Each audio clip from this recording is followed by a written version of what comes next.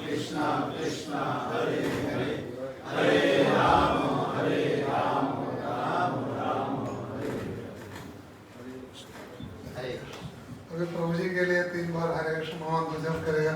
हरे कृष्णा कृष्णा कृष्णा हरे हरे हरे राम राम राम हरे हरे हरे कृष्णा कृष्णा कृष्णा हरे हरे हरे राम राम राम हरे हरे हरे कृष्णा कृष्णा कृष्णा हरे हरे हरे राम राम राम हरे हरे।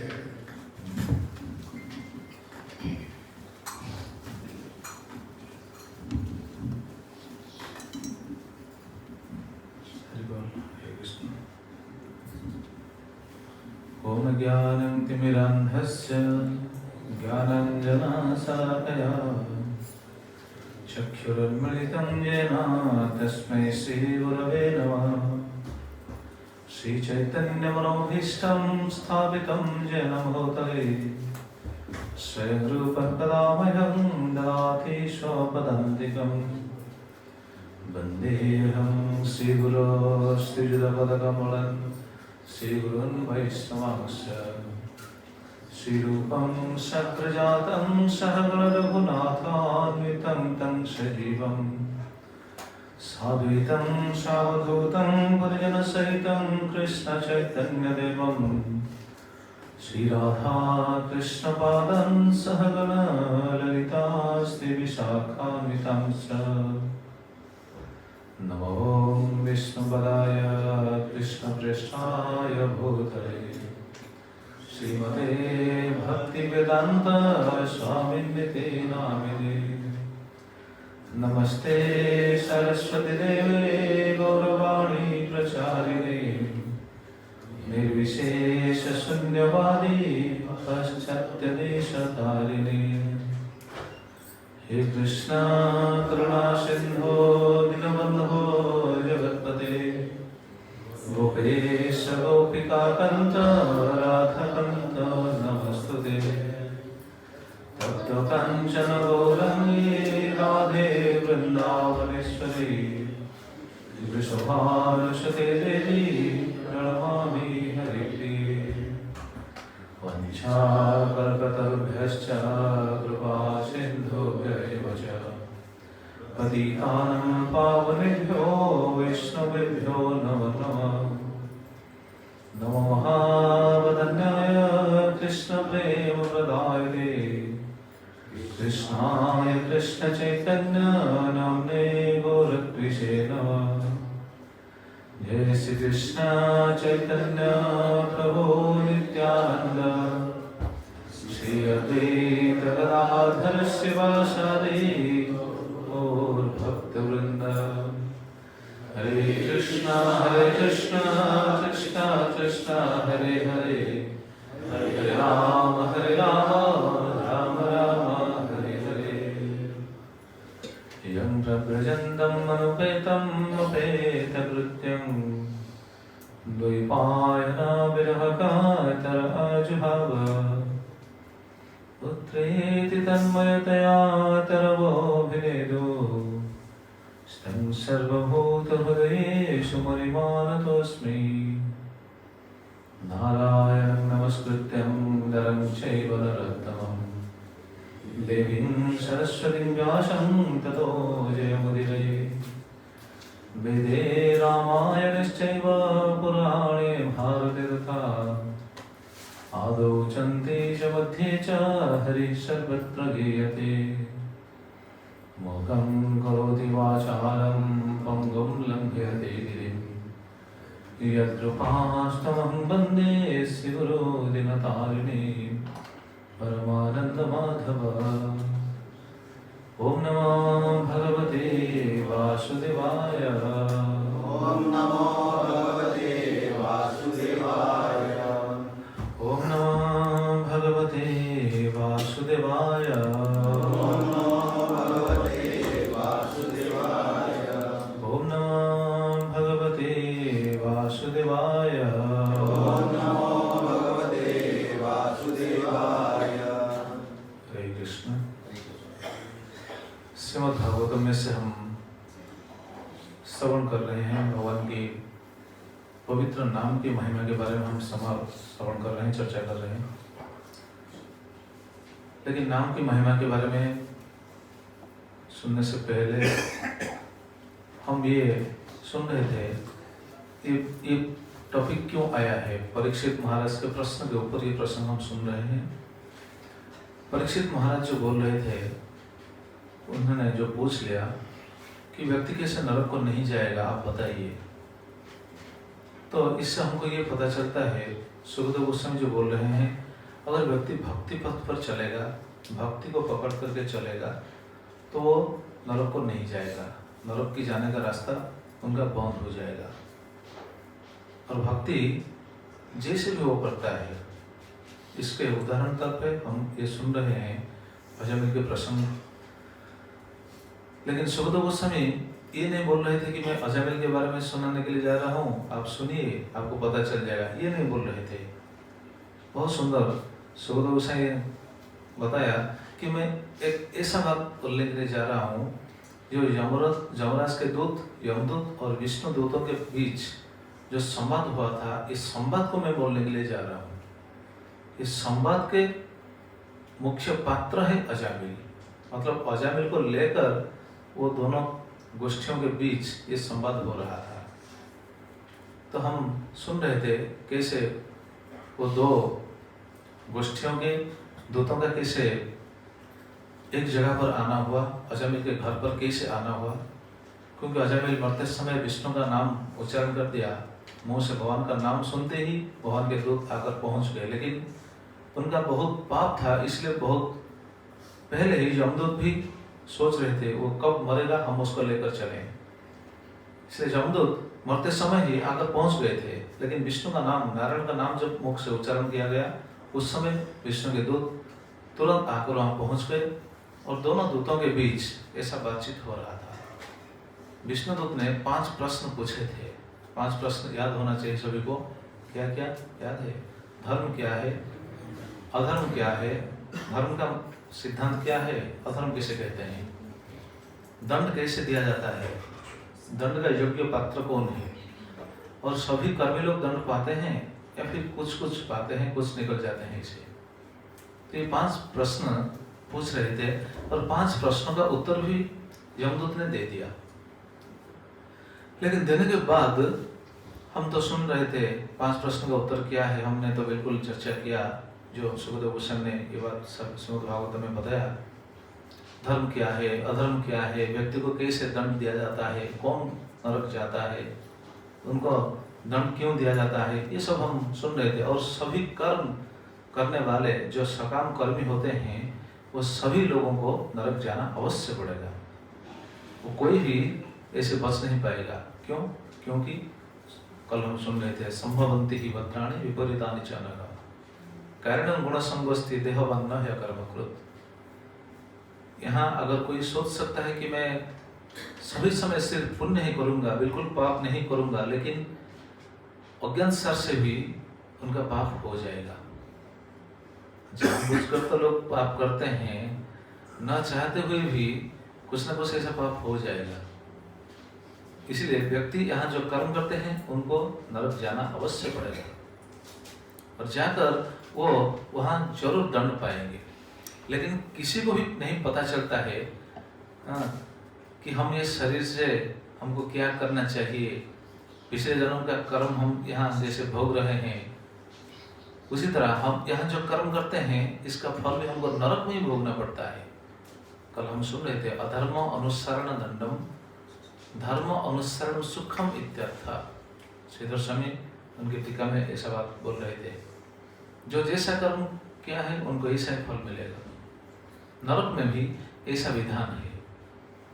और यहाँ भी पता चल जाता है कि कौन अधार्मिक है, कौन धार्मिक है, कौन धर्म क्या है, कौन अधर्म कर रहे हैं। इसके बारे में यहाँ इस शरीर से उनके स्थिति के बारे में पता चल जाता है।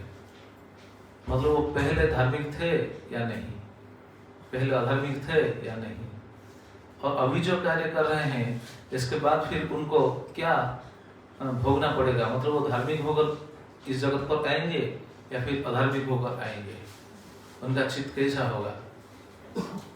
तो ये सब इस शरीर से ही वो सिम्टम्स दिखाई देता है, पता चल जाता है। लेकिन व्यक्ति को ऐसा नहीं पता चलता है, अपने आप को ऐसा नहीं हमको पता चलता है।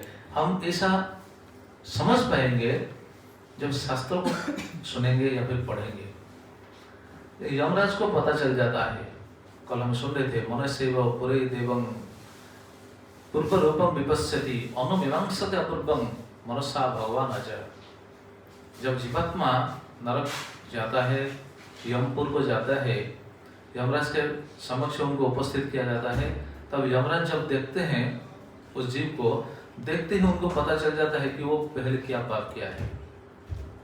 जैसे हम वहाँ कोई क्या बोलते हैं, जैसे वकील जाकर हमारे लिए लड़ते हैं, वैसे हमारे लिए वहाँ कोई लड़ने वाले नहीं है कि अपने आप को छोटा यहाँ क्या बोलते हैं छूट पाने के लिए, तो हम भी ऐसे कोई लॉजिक नहीं दे पाएंगे। जैसा कर्म किया है बस यमराज को पता चल जाता है। और अनुमीमांसित अपूर्वम, बाद में वो शरीर क्या मिलेगा उनको, नरक में दंड भोगने के बाद उनको क्या शरीर दिया जाएगा, वो यमराज स्थिर करते हैं। और वहां भी कौन सा नरक में कितना दिन दंड भोगेगा, कैसा दंड भोगने वाला है, वो भी सब फिक्स करते हैं यमराज। लेकिन व्यक्ति को पता नहीं चलता है। लोग सोचते हैं ना, नरक कौन देखा है, देखा है क्या, लोग ऐसा सोचते हैं। नहीं, कोई नहीं देखा है। जो देखते हैं वो आकर आपको बताएंगे क्या, ये भी सोचने वाली बात है ना। जो गए हैं नरक को तो गए हैं बहुत लोग। जैसे स्वर्ग है, स्वर्ग भी हम लोग सब मानते हैं कि नहीं, स्वर्ग एक ऐसा स्थान है, मानते हैं कि नहीं। जैसे ओडिशा में ऐसा होता है, शायद भारत में सभी जगह पर ऐसा होता होगा।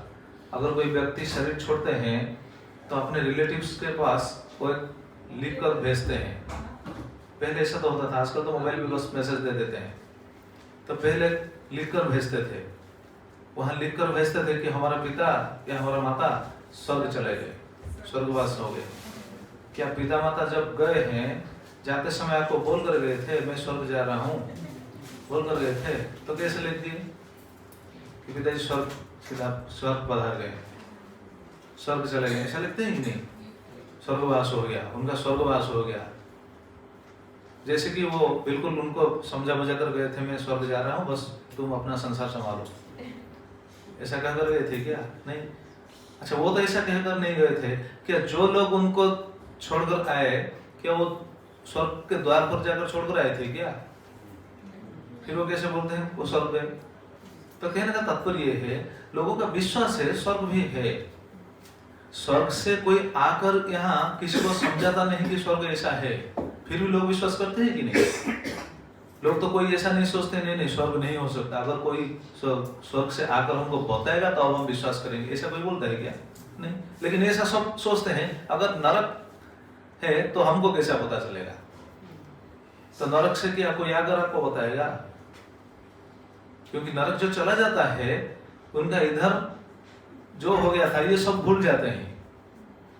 वहां सिर्फ वो क्या बोलते हैं, रिपेंट करेंगे, बस अनुताप करेंगे, पश्चाताप करेंगे वहां। क्योंकि यमराज के दूत उनको समझा बुझा कर ऐसा दंड देते होंगे। वो बोलेंगे आपने ऐसा किया था, ऐसा किया था, इसका कारण ये दंड दिया जा रहा है। उस समय बस चित्कार करेंगे और कुछ नहीं। नरक में बहुत पापियों को बहुत सांघातिक दंड दिया जाता है, सांघातिक। इसलिए तो पहले हम सुन रहे थे, क्या बोलते थे, तिग्मो यातना, सांघातिक, बहुत कष्ट। इसलिए नरक से वो जो जीवात्मा कष्ट भोगते हैं वो सब चित्कार करते हैं, पता है आपको, चित्कार करते हैं। इसे चित्कार करते हैं। एक बार जनक महाराज गए थे नरक को। जनक महाराज नरक जाने के अधिकारी नहीं है, बस ऐसे घूमने के लिए गए थे। जब गए थे नरक से जीवात्मा लोग इतना चित्कार कर रहे थे, जनक महाराज को जब ये चित्कार सुनाई दिया वो हैरान हो गई। वो पूछने लगी, यमराज से पूछने लगी क्या है, क्या है ऐसा चित्कार के, कौन कहाँ से आ रहा है? तो यमराज उनको समझाए, आप सोचिए मत, ये सब पापी है, ये पापी को सब दंड दिया जा रहा है। और जनक महाराज को वो पापी लोग क्या कह रहे थे मालूम है? शास्त्र में ऐसा वर्णन है। वो बोल रहे थे जनक महाराज को, हे महात्मन आप कौन है? आप जो आए हैं हमने तो आपको नहीं देख पा रहे हैं, लेकिन कृपा करके आप वहां पर खड़े रहिए, क्योंकि आपके शरीर को स्पर्श करते हुए जो हवा इधर आ रहा है, उस हवा को जब हम स्पर्श करते हैं हमको थोड़ा सुकून मिलता है, इसलिए आप वहां खड़े रहिए। तो देखिए शुद्ध भक्त का स्थिति कैसा है। जनक महाराज शुद्ध भक्त है, भगवान का भक्त है। तो जनक महाराज जब ये बात सुने उनको बहुत दुख हुआ था। बाद में यमराज उनको समझा दिए, आप दुख करने का कोई कारण ही नहीं है, ये सब जो दंड भोग रहे हैं वो जो पापी है, वो पापी है, उनको बहुत समझा गया था। संसार में हम जब इधर रहते हैं, क्या हमको समझाया नहीं गया ये पाप है, ऐसा करना नहीं चाहिए, ऐसा करना नहीं चाहिए? क्या हमको पता नहीं है? हमको कोई समझा नहीं क्या? लेकिन लोग समझते नहीं है। जो नहीं समझेगा उनके लिए क्या कहा जाए, वो तो दंड भोगेगा ना। इसलिए हम जब इस जगत को आए हैं ना, भगवान सभी के कल्याण ही चाहते हैं। भगवान चाहते हैं सभी जीव जैसे शुद्ध हो सकें, अपना जीवन को कैसे सुधार पाएंगे। इसलिए भगवान शास्त्रों में सब सिद्धांत, सब ज्ञान दिए हैं, साधु को भेजते हैं। हम गलत काम कर रहे हैं, इसलिए तो भगवान का विधान है कि हमको समझाने के लिए कोई ना कोई तो उनका व्यवस्था है ना। सुनने के बाद भी हम समझ नहीं पा रहे हैं, और नरक में बहुत सांघातिक दंड भोगना पड़ेगा। वहां ऐसे बताया भी जाएगा, हाँ ये बात तुमको पता नहीं था, ये बात तुमको सुनाया नहीं गया था, ये सही बात है। नरक में ऐसा बोलते हुए यमराज दंड देंगे। कोई ऐसा नहीं बोल सकेगा, नहीं मुझे मालूम नहीं था। तुमने साधु संघ के बारे में तुमको पता था कि नहीं? तुमने साधु संघ किया कि नहीं? साधु के मुख से ये बात सुना कि नहीं? फिर दोबारा क्यों ये काम किया? चलो दंड भोगो। मतलब शास्त्र का सिद्धांत ऐसा है। तो वहां जब चला जाता है एक बार जीव, वो सब भूल जाता है। बस जो शरीर उनको मिला है वही शरीर को ही वो सब क्या बोलते हैं, सर्वस्व मानते हैं। व्यक्ति को पता नहीं चलता पिछले जन्म का क्या है, अभी क्या हो रहा है, आगे क्या होने वाला है, ये कुछ नहीं पता चलता है। बस सोचते हैं अभी 4 दिन का जिंदगी, बस ऐश करें, करो ऐश, नरक को भी जाओ। ऐश करने के लिए जिंदगी नहीं मिला है। मनुष्य जीवन बहुत गुरुत्वपूर्ण जीवन है। इस जीवन में हम हमारा बिल्कुल सभी समस्या का बिल्कुल क्या बोलते हैं खत्म करके भगवान के पास जाएंगे, सभी समस्या समाधान हो पाएगा इस जन्म में। लेकिन अगर ऐसा कोई नहीं करता है तो जाकर दंड भोगेगा। लेकिन उनको नहीं पता चलेगा कैसा, जथा अज्ञ तमसा युक्त उपास्ते व्यक्तम वही न वेद पूर्वम अपरं नष्ट जन्म स्मृति तथा। कल हम ये बात को कहकर कथा को विराम दिए थे। व्यक्ति को नहीं पता चलता है। जैसे नींद में अगर कोई चला जाता है तो नींद में स्वप्न देखते हुए वो जो शरीर में प्रवेश करता है वो शरीर को ही वो बहुमानन करता है। वो सोचने लगता है हाँ वो ही शरीर ही मेरा असली रूप है। जैसे कल हम सुन रहे थे ना, स्वप्न में हम राजा अगर राजा बन गए तो हम अपने आप को राजा ही समझते हैं। ठीक उसी तरह अभी हमको शरीर मिला है, जो शरीर हमको मिल गया है बस इस शरीर को ही हम बहुमानन करते हैं। बस इस शरीर में हम सुख भोगने के लिए प्रयास करते हैं। पिछले शरीर के बारे में पता नहीं चलता, आगे क्या होने वाला है इसके बारे में कोई जिज्ञासा नहीं है। इसलिए हमको कैसे हम शुद्ध बन जाएंगे, कैसे शुद्ध बन पाएंगे, इसलिए भगवान शास्त्र में सब दिए सब बताते। और ऐसे जीव को पता नहीं चलता, ये पता नहीं चलता है, इसीलिए जीव को इस संसार में बार बार जन्म मरण के माला में बस घूमना फिरना पड़ता है। इस जन्म मृत्यु के चक्र में वो बार ऐसा घूमता है। क्यों घूमता है? क्योंकि वो समझ नहीं पा रहा है। बस इंद्रियों को सुख देने के लिए प्रयास करते हुए वो अपने बंधन को दृढ़ करता है। कैसे दृढ़ करता है देखिए, ये सब बात भी बताएंगे कौन? यमदूत। जीव इधर कैसे अपने आप को बंधन में डालता है, दुख को हटाकर सुख पाने के लिए कोशिश करता है। सभी जीव का ऐसा कार्य होता है कि नहीं? हम अपने दुख को कैसे कम करेंगे, कैसे सुख पाएंगे, बस ये कार्य है सबका। लेकिन इससे क्या करते हैं? पाप करते हैं। इससे नरक जाने का रास्ता बिल्कुल खोल देते हैं। कैसे करते हैं देखिए, बाद में क्या बताया गया है। पंचभी कुरुते स्वार्थं पंचवेदाथ पंचभी एकस्तो षोडशेन त्रिन् स्वयं सप्तदश स्नुते। इस श्लोक में यमराज के दूत बहुत सुंदर बात बताते हैं। पंचभी कुरुते स्वार्थं पंचवेदाथ पंचभी। पंच देखिए, पंच पंच पंच, बस पांच पांच पांच सौ बताया गया है। पंचभी कुरुते स्वार्थं, पांच ऐसा चीज है जो स्वार्थ हासिल करते हैं। हम स्वार्थ हासिल नहीं करते हैं, हम बस कष्ट भोगते हैं, हमको कष्ट भोगना पड़ता है। सुख या फिर स्वार्थ कौन हासिल करते हैं? देखिए कितना सुंदर बताते हैं। पंचभी कुरुते स्वार्थं, पांच ऐसा चीज है जो स्वार्थ हासिल करते हैं। और पंच वेदाथ पंचभी, पांच के द्वारा पांच को जाना जाता है। पांच स्वार्थ हासिल करते हैं, मतलब पांच पांच पांच 15 हो गया। ये पांच पांच पांच क्या है? ये मालूम होना चाहिए। पांच मतलब पहला पांच पांच पांच, पंचभी कुरुते स्वार्थं पंच वेदाथ पंचभी, पांच के द्वारा कार्य किया जाता है। पंच कर्मेंद्रिय, पांच के द्वारा पांच को जाना जाता है। पंच ज्ञानेंद्रिय के द्वारा पंच तन्मात्र को जाना जाता है। समझ में आया कुछ? समझ कुछ आया? ठीक है, सुनिए। ये पांच पांच पांच का मतलब क्या है? पंच कर्मेंद्रिय काम करते हैं, मतलब अपने फायदा उठाते हैं, और पंच ज्ञानेंद्रिय भी वो फायदा के लिए भी काम करते हैं। पंच ज्ञानेंद्रिय द्वारा पंच तन्मात्र को जानते हैं या फिर पंच तन्मात्र के प्रति आसक्त हो जाते हैं। पंच कर्मेंद्रिय कौन कौन है? पता है किसको? पंच कर्मेंद्रिय देखिए काम करते हैं। हस्त, हस्त, पद, उदर, पेट। लोग बोलते हैं ना पेट के लिए सब कुछ करते हैं ना हम। पेट और मलद्वार, मूत्रद्वार, ये पांच कर्मेंद्रिय। हस्त पद उदर, उदर की जगह पर कोई भी वाणी भी बोलते हैं। ये पांच कर्मेंद्रिय। अच्छा, पांच ज्ञानेंद्रिय के माध्यम से हमको पांच तन्मात्र के बारे में पता चलता है। पांच ज्ञानेंद्रिय कौन है? चक्षु, कर्ण, जिह्वा, नासिका, त्वक, ये पांच ज्ञानेंद्रिय। पांच ज्ञानेंद्रिय के माध्यम से हमको पांच चीज के बारे में, पांच वस्तु के बारे में पता चलता है। जैसे चक्षु, चक्षु के माध्यम से हमको क्या पता चलता है? रूप, रूप के बारे में पता चलता है। रूप के प्रति व्यक्ति आसक्त हो जाता है। रूप को देखकर भी भोग करते हैं जीव। रूप को जो भोग करते हैं, वास्तविक कौन भोग करता है? चक्षु भोग करता है। जैसे वो समझाने से पता चलेगा। जैसे कोई ताजमहल कोई देखा है? कौन कौन देखा है? सब देखे हैं, ठीक है। ताजमहल देखे हैं। ताजमहल कैसा है? अगर आप अभी अगर आप सोचेंगे तो ताजमहल का कैसा स्वरूप है मन में आएगा कि नहीं?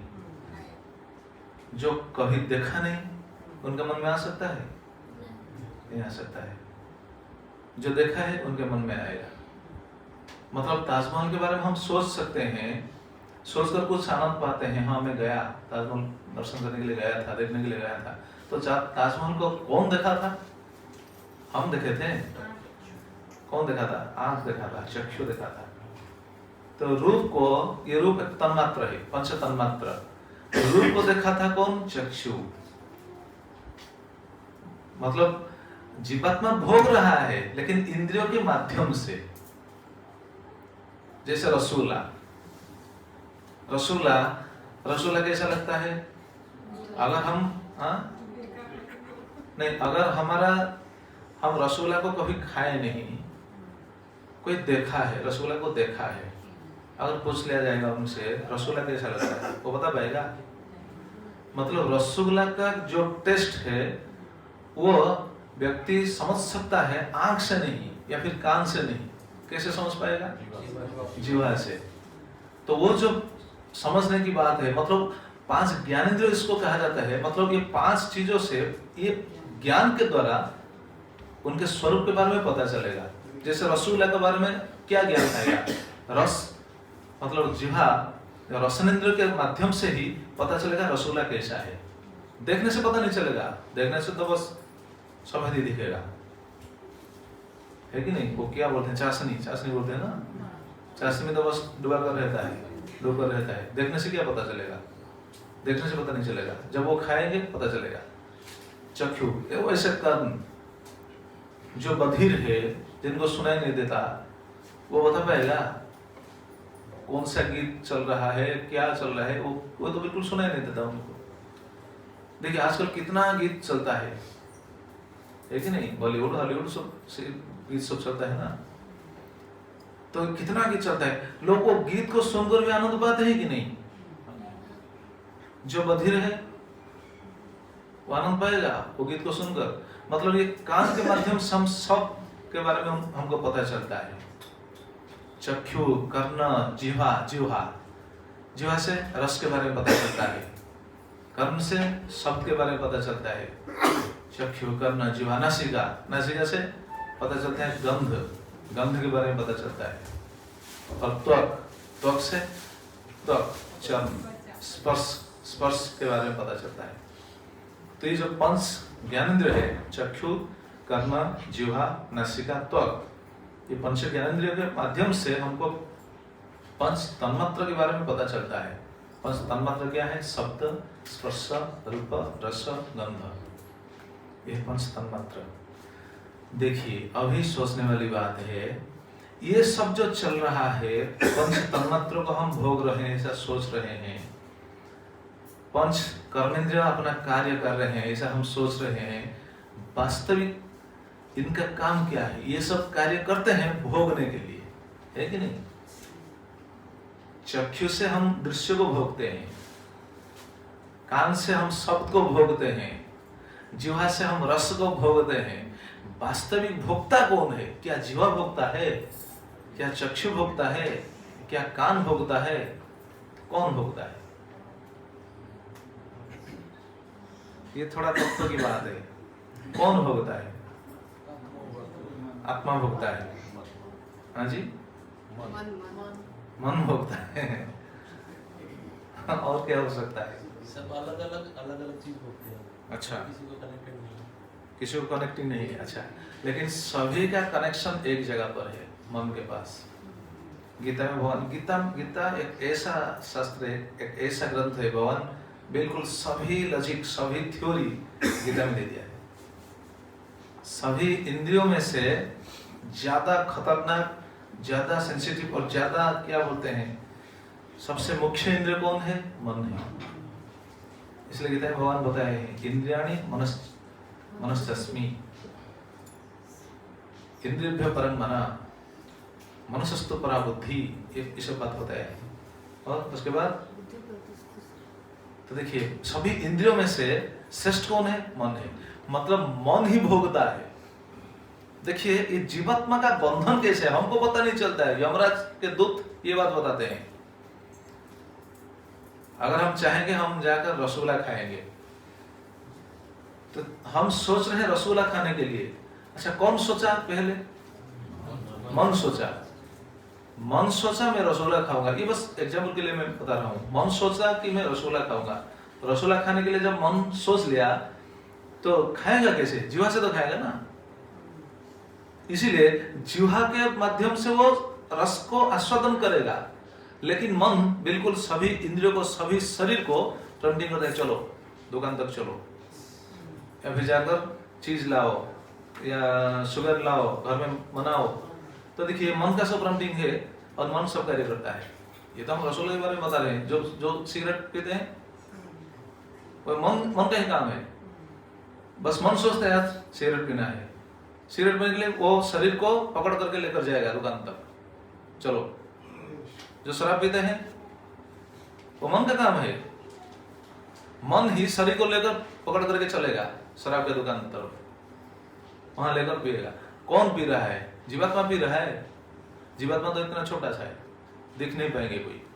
पहले दिन हम सुन रहे थे ना, जीवात्मा तो बहुत सूक्ष्म है। जीवात्मा पी नहीं रहा है, बस लोग ऐसा सोचते हैं उड़िया में कहावत है ना, आत्मा आत्मा चाहता है, आत्मा चाह रहा है खाने के लिए, आत्मा चाहता है। आत्मा बंधन कौन भोगेगा? बंधन के ये जो कष्ट ये आत्मा को ही भोगना पड़ेगा। देखिए कहने का तात्पर्य क्या है, ये पंच कर्मेंद्रिय, पंच ज्ञानेंद्रिय, पंच तन्मात्र और उनसे ऊपर है 16 तत्व, वो है मन। ये मन इस सभी को काम में लगा देता है, काम में लगाकर भोग भोगता है। वास्तविक भोग कौन करता है? वास्तविक ये क्या बोलते हैं, ये इंद्रियों के माध्यम से हमको भोग मिलता है, लेकिन जीवात्मा भोगता है, मन भोगता है। जैसे देखिए रसगुल्ला का बस एक एग्जाम्पल ये दे रहा हूँ, रसगुल्ला का टेस्ट कैसा है, हम रसगुल्ला को लेकर अगर हम हमारे हाथ पर रगड़ेंगे, घिसेंगे, क्या टेस्ट पता चलेगा? हाँ जी, नहीं। या फिर रसगुल्ला का टेस्ट कैसा है जानने के लिए उनका चाशनी को लेकर आंख में डालेंगे, पता चलेगा? कान में डालेंगे, पता चलेगा? नहीं। तो रसगुल्ला का टेस्ट जानने के लिए, मतलब वो कैसा है, वो रस जानने के लिए रसन इंद्रिय के माध्यम से रस को भोगता है। कौन भोगता है? जीवात्मा। समझ में आए? मतलब जीवात्मा तो नहीं भोगता, मन भोगता है। मन भोगता है, रसन इंद्रिय के माध्यम से रस को भोगता है। समझ में आया ना? मन ही भोगता है, दर्शन इंद्रिय के माध्यम से रूप को भोगता है। मन ही भोगता है, श्रवण इंद्रिय के माध्यम से शब्द को भोगता है। लेकिन जीवात्मा इससे बहुत दूर है, मतलब जीवात्मा इससे बिल्कुल अलग है। कहाँ गीता में कहाँ बताया गया है? कोई बता पाएगा? गीता में ये बात बताया गया है। हमारा सभी इंद्रिय हमसे अलग है, जो ज्ञानी लोग उनको पता चलता है, इसलिए वो इंद्रिय के सुख के बारे में बिल्कुल नहीं सोचते, बस जो होता है वो दीजिए बस। गीता में एक बहुत सुंदर श्लोक, 2 श्लोक है। उस दिन हम चर्चा कर रहे थे ना गाड़ी में आते समय, नैव किंचित करोमीति युक्त मन्यते तत्त्ववित्, पश्यन् शृण्वन् स्पृशन् जिघ्रन् अस्नन् गच्छन् श्वसन् स्वपन् प्रलपन् विसृजन् गृह्णन् उन्मिषन् निविशन्नपि इंद्रियाणि इंद्रियार्थेषु वर्तन्त इति धारयन्। 5वां अध्याय, शायद 5वां अध्याय 7-8 ऐसा 2 श्लोक है, 7-8 या 8-9 ऐसा। तो देखिए सभी इंद्रिय अपने अपने इंद्रिय भोग के कार्य में लग जाते हैं, सभी इंद्रिय बस इंद्रिय भोग के कार्य में सब लग जाते हैं, और ऐसा कार्य में लगकर वो अपने आप को बंधन में डाल देते हैं। अच्छा, बंधन कौन भोगता है? इंद्रिय नहीं, आत्मा भोगता है। मतलब देखिए 16 एलिमेंट्स, ये 16 तत्व हुआ ना, पंच कर्मेंद्रिय, पंच ज्ञानेंद्रिय, पंच तन्मात्र और एक है मन। ये 3 गुणों को, 3 गुण के माध्यम से, 3 गुण के अंदर रहते हुए ये सब भोगते हैं, लेकिन बंधन दशा कौन भोगता है? जीवात्मा। जीवात्मा इससे बहुत अलग है, जीवात्मा बंधन में पड़ता है। देखिए ये सब काम किए हैं, नरक जाकर कौन दंड भोगता है? जो हाथ, जो पंच कर्मेंद्रिय, पंच ज्ञानेंद्रिय, पंच तन्मात्र, ये सब तो इधर रह जाएंगे। इधर तो शरीर को जला दिया जाएगा ना, शरीर तो जल जाएगा, नष्ट हो जाएगा। क्या कान जाता है क्या उधर? नाक जाता है क्या? चक्षु जाता है क्या? कौन जाता है? जीवात्मा जाता है। जीवात्मा के साथ मन जाता है। कष्ट कौन झेलेगा वहां? जीवात्मा झेलेगा मन के माध्यम से। समझ में है? ये बात कौन बता रहे हैं? कौन बता रहे हैं? यमदूत। मतलब यमदूत साधारण नहीं है, उनको कैसा ज्ञान मालूम है। देखिए जीवात्मा तो कुछ चाहता नहीं है, हाँ। वो तो मन चाहता है। हाँ। जीवात्मा क्यों सहता है? हाँ, जीवात्मा के पास, मतलब ये जो मन है, 3 चीज जीवात्मा के साथ है। मन, बुद्धि, अहंकार, ये 3 चीज जीवात्मा के साथ ही है। इंद्रिय जीवात्मा के साथ ये 3 चीज है, इसलिए जीवात्मा चाहता है। इसलिए भगवान तो बताए है ना, ये मन को इधर उधर भटकने मत दीजिएगा, मन को सदा मेरे पास लगाइएगा। गीता में भगवान बताया है ना, मन मना भव मत भक्तो मज्जाजी मांग नमस्कुरु, मन को मेरे पास लगाओ, मन मना सभी समय बस मुझे ही चिंतन करो। मन चिंतन करता है क्या? नहीं करता है। मन क्या सोचता है? आप जरा देखिए, हम अगर वैसे एक जगह पर बैठेंगे एक जगह पर बैठेंगे, हमको बोला जाएगा, कहा जाएगा कि ठीक है तुम कुछ भी मत सोचो। हाँ जी, देखिए अगर हम बोला जाएगा कुछ मत सोचो, देखिए कुछ ना कुछ आएगा मन में। मन ऐसा है, मन बिल्कुल फाका नहीं हो सकेगा, है कि नहीं? कोई बिल्कुल मन को वैकेंट करके रह पाएगा? नहीं। सोते समय भी मन स्थिर नहीं रहता है, स्वप्न देखता है, मन सोता नहीं है कि नहीं दिनेश प्रभु?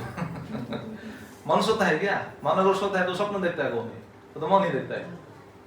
मतलब मन को वैकेंट किया नहीं जा सकता, मन का काम है वो सोचेगा।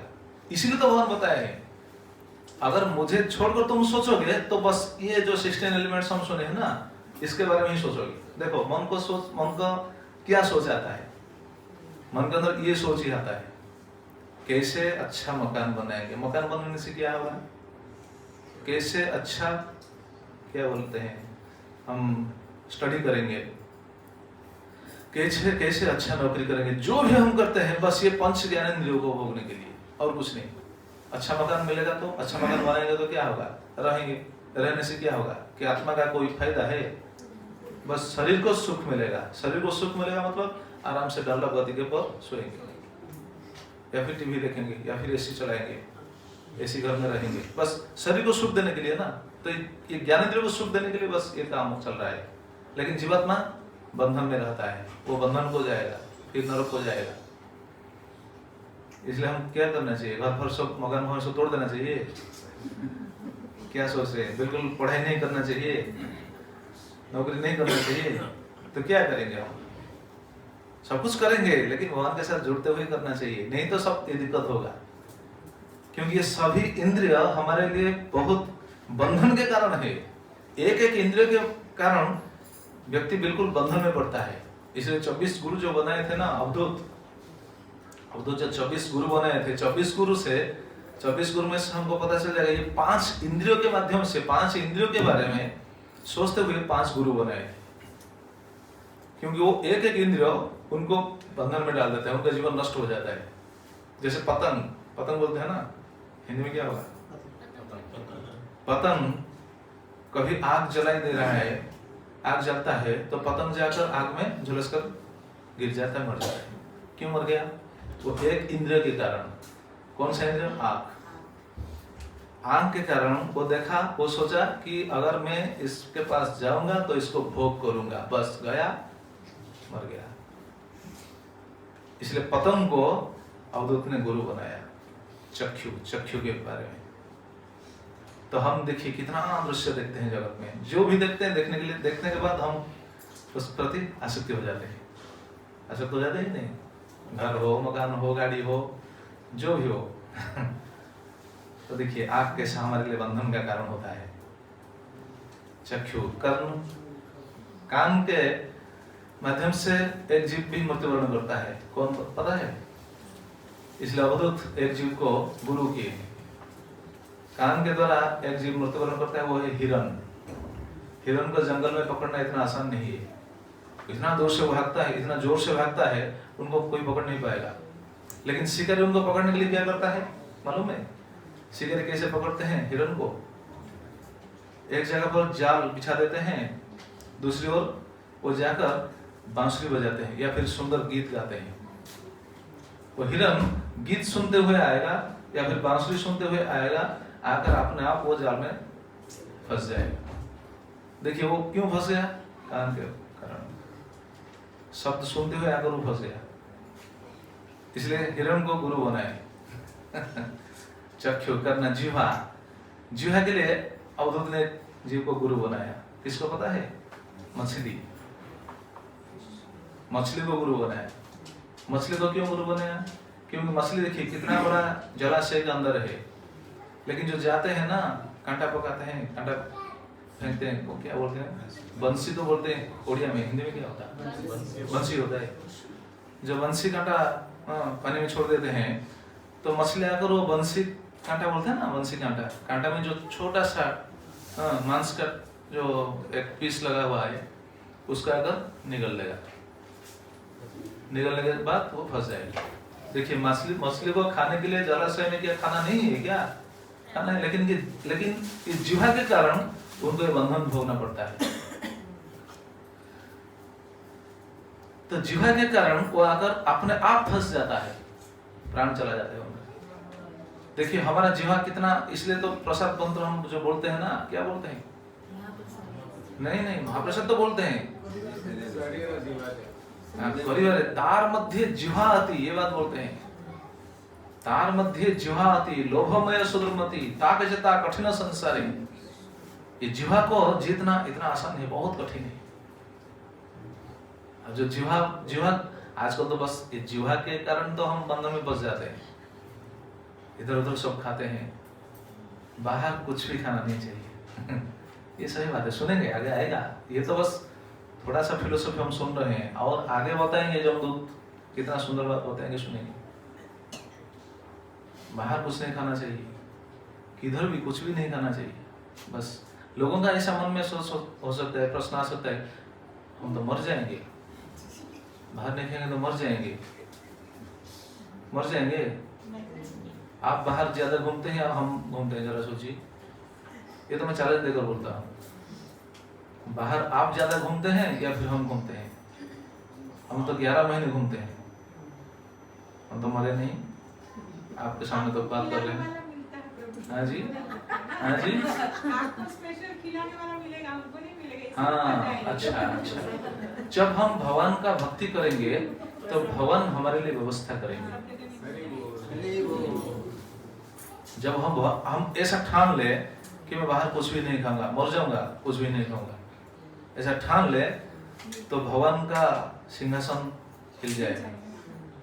हमारा ऐसा दृढ़ विश्वास नहीं है, भगवान के ऊपर दृढ़ विश्वास नहीं है, बस हम नीचे चले जाते हैं। आप एक बार आप दृढ़ भाव से कुछ सोच लीजिए ना, सिंहासन हिल जाएगा। ये सही बात है, ये अनुभव की बात है। बहुत लोग नहीं करते हैं बात। हाँ, क्या वो मर जाते हैं क्या? नहीं, बहुत लोग नहीं करते। बिल्कुल नहीं। भगवान सोचेंगे ना हमारे लिए, हम हमारे लिए सोचते हैं, इसलिए तो बंधन में है। अगर हम भगवान के ऊपर सब छोड़ देंगे ना, भगवान हमारे लिए कुछ करेंगे ना? करेंगे ही नहीं। जैसे छोटा बच्चा, उनका क्या, अभी उनका क्या सोच है, जरा बताइए। चावल का रेट कितना है उनको मालूम है? पूछिए उनको, चावल का रेट कितना है, गैस सिलेंडर कितना है, पूछिए उनको मालूम है? वो जो ड्रेस पहना है, वो ड्रेस का रेट कितना है, पूछिए तो उनको पता है? जरा सोचिए। उनके लिए कौन चिंता करता है?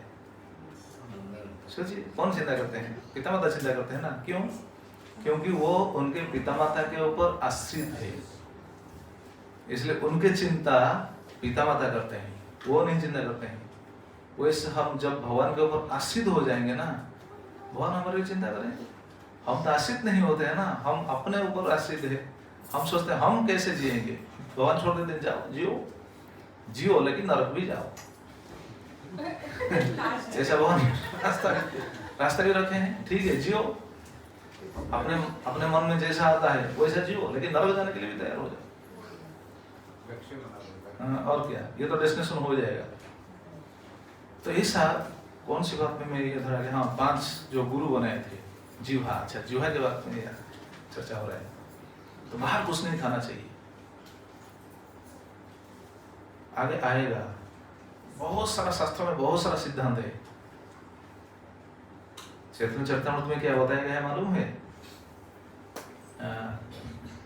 जिह्वार लालस्य जय इति उति धाय, शिष्णोदर परायण कृष्ण नहीं पाए। जिह्वार लालस्य जय इति उति धाय, जो जिह्वा के लालच में इधर उधर दौड़ते हैं, इधर खाऊंगा, उधर खाऊंगा, ये खाऊंगा, वो खाऊंगा, तो शिष्णोदर परायण हो गए हैं, जिह्वा के बंधन में रह जाते हैं, कृष्ण नहीं पाए, कृष्ण नहीं पाए। देखिए, जिसके पास चैतन्य चरितामृत ग्रंथ है, देखिए पद्म पुराण में जो वर्णन है, आगे सुनेंगे, आएगा आगे। देखिए हमको क्या शिक्षा मिलता है, ये तो पकड़ लेना चाहिए ना। शास्त्र में हमको जो सब दिया गया है, हमको शुद्ध होने के लिए ना, हमको सही रास्ते में कैसे हम चल पाए, इसलिए तो दिया गया है ना। क्या शास्त्र में ऐसा कुछ दिया गया है हमको डूबने के लिए, हम कैसे हमारा नष्ट हो जाए, शास्त्र में ऐसा इसलिए दिया गया है क्या? नहीं, शास्त्र में जो सब दिया गया है बस हम कैसे शुद्ध हो पाए, ऐसे दिया गया है, इसलिए दिया गया है। तो जिह्वा को बस में न करते हुए मछली मर जाता है। ऐसा हमारा जीवा भी ऐसा है। चक्षु, कर्म, जीवा, नासिका। नासिका के लिए अवधूत ने गुरु किया एक जीव को, पता है किसको? भंवर। भंवर हिंदी में क्या बोलते हैं? भंवरा। ठीक है, भंवरा। भंवरा का गुरु किए है। भंवरा जाता है एक कमल के पुष्प पर जाकर बैठ जाता है। देखिए, कमल के फूल पर जब भंवरा बैठ जाता है तो भंवरा कमल के सुगंध से इतना आकृष्ट हो जाता है। रात में कमल फूल क्या होता है? कमल के पुष्प उनका पंखड़ी से बंद हो जाता है। बंद हो जाते वो उधर रहते हुए वो आघ्राण से इतना क्या बोलते हैं, वो इतना आकर्षित होता है, रात से उनका मृत्यु हो जाता है। सुबह जब वो फूल फिर खिलेगा, पता चलेगा वो मर गया है।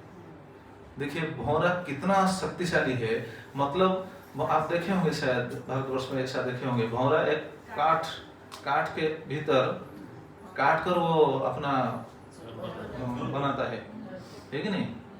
मतलब काठ को काटने के लिए उनके पास ताकत है, लेकिन कमल के पत्ते को वो काट नहीं पा रहा है। कमल के पत्ते को, फूल के जो पत्ते को काट कर बाहर आना क्या उनके लिए कठिन है क्या? आ सकता है, आसानी से आ सकता है, लेकिन वो उधर रहते हुए मर जाता है। तो नासिका के कारण उनका मृत्यु हो गया। इसलिए भंवरा को अवधूत ने गुरु बनाया।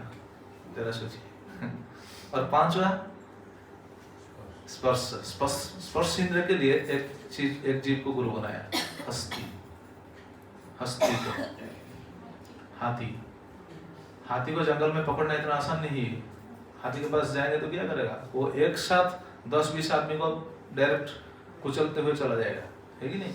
कौन पकड़ेगा हाथी को? हाथी क्या छोटा जीव है, पकड़ देंगे? ऐसा तो नहीं हो सकता है ना।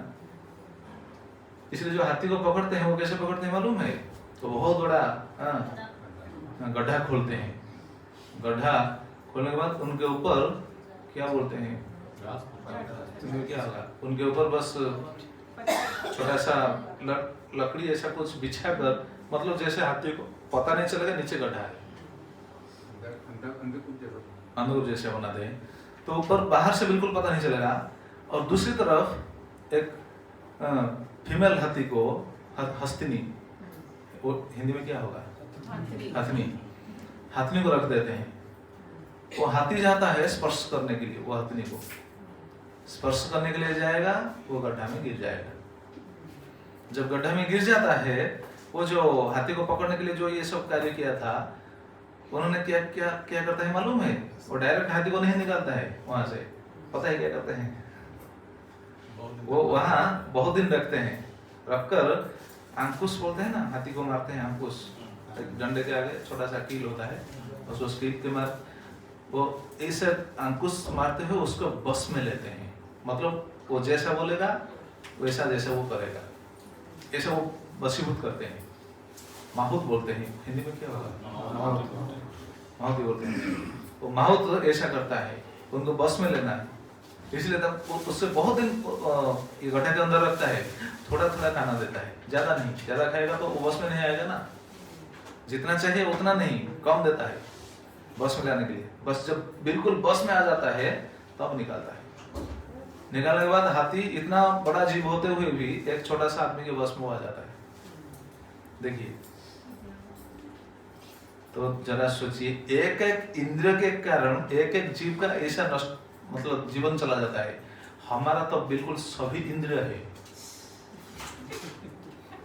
ये तो सोचने वाली बात है। एक एक जीव का ऐसा हनन हो जाता है, मृत्यु हो जाता है। हमारा तो सभी इंद्रिय दुर्दांत है, सभी इंद्रिय तो भोग के लिए तो बस चल रहे हैं। तो हमारा क्या होगा जरा सोचिए। ये बात कौन बोल रहे हैं? यमदूत बोल रहे हैं।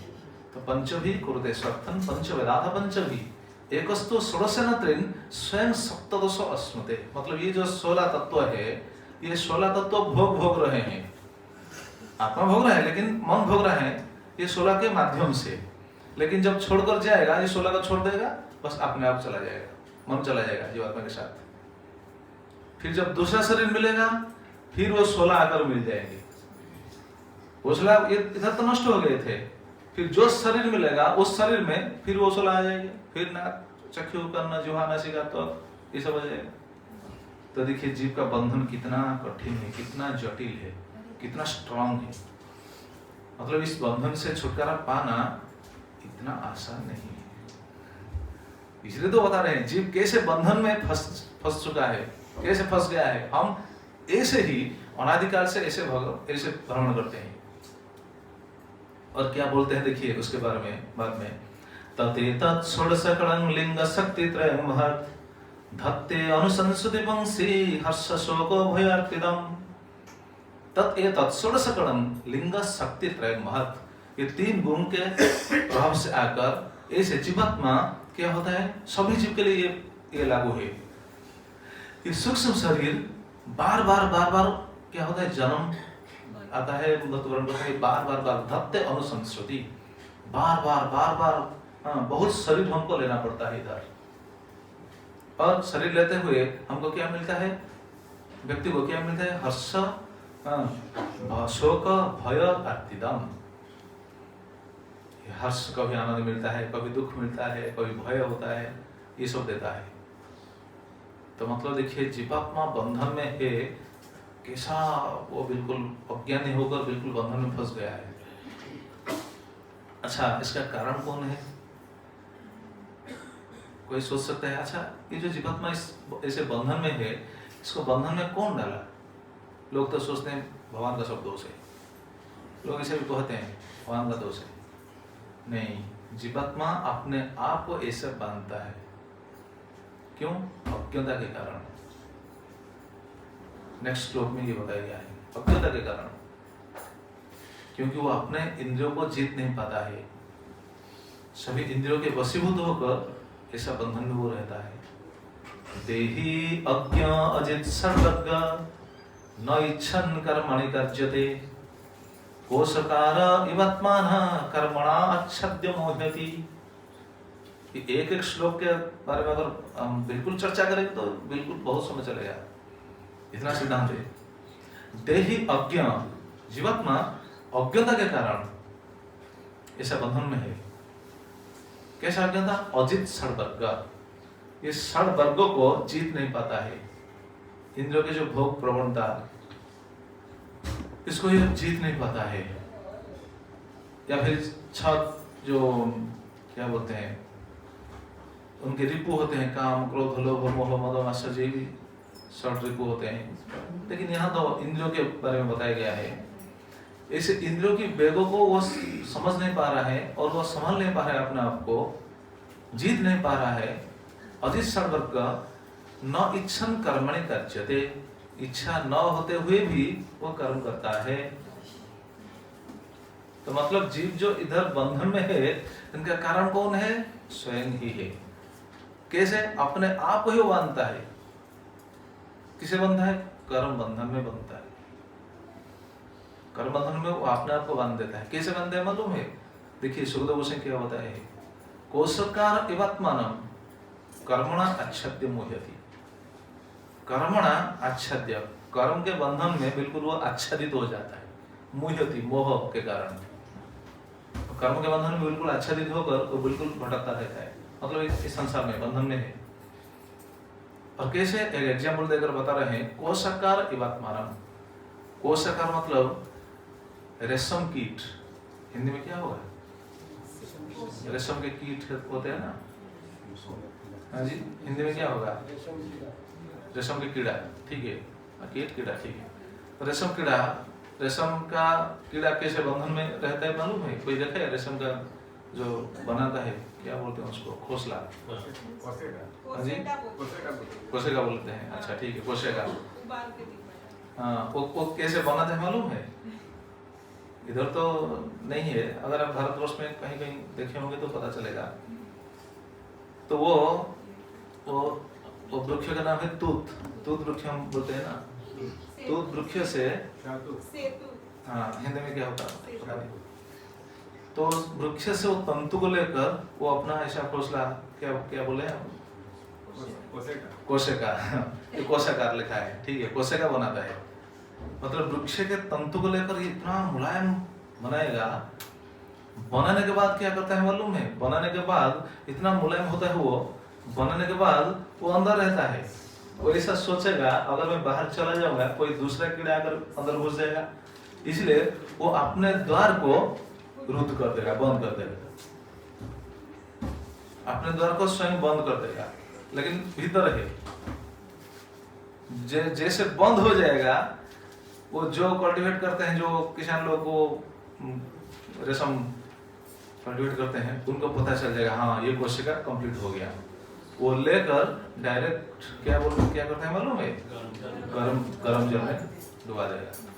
मतलब देखो वो उसके अंदर है, तो गर्म पानी में पड़कर वो जाएगा। तो वो जो मर गया इसका कारण कौन है? खुद ही है ना। ठीक उसी तरह हम संसार के बंधन में है, ये बंधन में हम अनादिकाल से है, इसका कारण कौन है? स्वयं हम ही, दूसरा कोई कारण नहीं। हम बोलते नहीं मैं उनके लिए इतना कर्म किया है इसलिए मैं फंस गया हूँ, मैं अपने बच्चों के लिए कर्म किया है इसलिए फंस गया हूँ, अपनी पत्नी के लिए, अपने परिवार के लिए कर्म किया है इसलिए फंस गया हूँ। नहीं नहीं नहीं, पहले सोचना चाहिए हम हमारे लिए भी कर्म कर रहे हैं ना। हमारा इंद्रियों को हम शुद्ध नहीं कर पा रहे हैं, इंद्रियों को हम बस में नहीं ले पा रहे हैं, तो इसके कारण हमको ये बंधन भोगना पड़ता है। इसलिए बताते हैं कोशकार इवात्मान कर्मणा अच्छत्यम होयति। ये जो षड वर्ग, ये षड वर्ग मतलब जो षड कर्म है, षड ज्ञानेंद्रिय के जो षड तन्मात्र के प्रति आकर्षण का जो वेग, इसको हम कंट्रोल नहीं कर पाते हैं, बस बंधन में रह जाते हैं। इसके ऊपर बहुत भजन है बहुत भजन है। बजा पाएंगे तो बोलेंगे गोरा पहू ना भजिया महीनो, गोरा पहू ना भजिया महीनो। ठीक है ठीक है।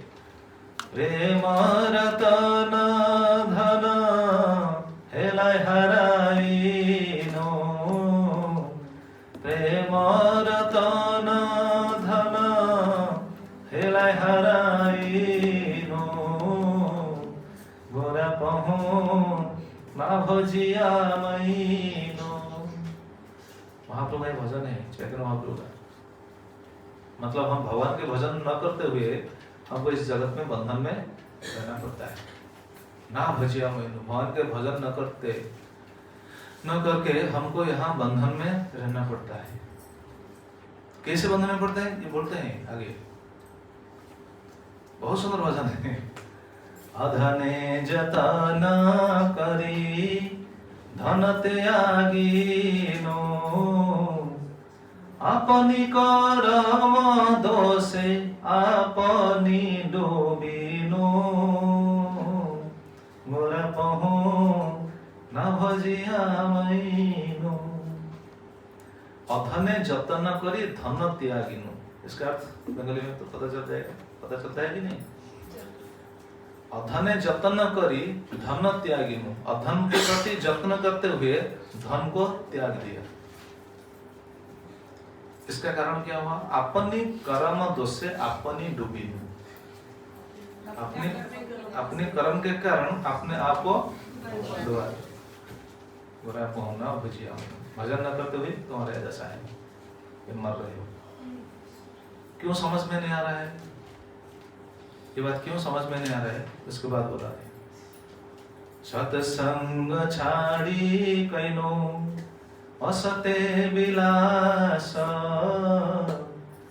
ते कारणे लागिल जे कर्म बंध पास, गोरा पहू न भजिया महीनो।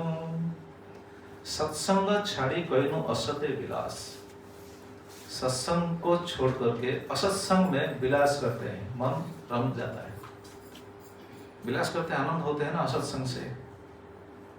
ते कारण लागिल जे कर्म बंध पास, ये जो कर्म बंधन का ये जो पास है ना, पास और गांठ के बीच क्या फर्क है हम उस दिन चर्चा कर रहे थे। पास से जो फंस गया है वो बिल्कुल निकल, मतलब वो वहां से उनको निकलना इतना मुश्किल आसान नहीं है, और जितना खींचेगा निकलने के लिए वो उतना टाइट होगा।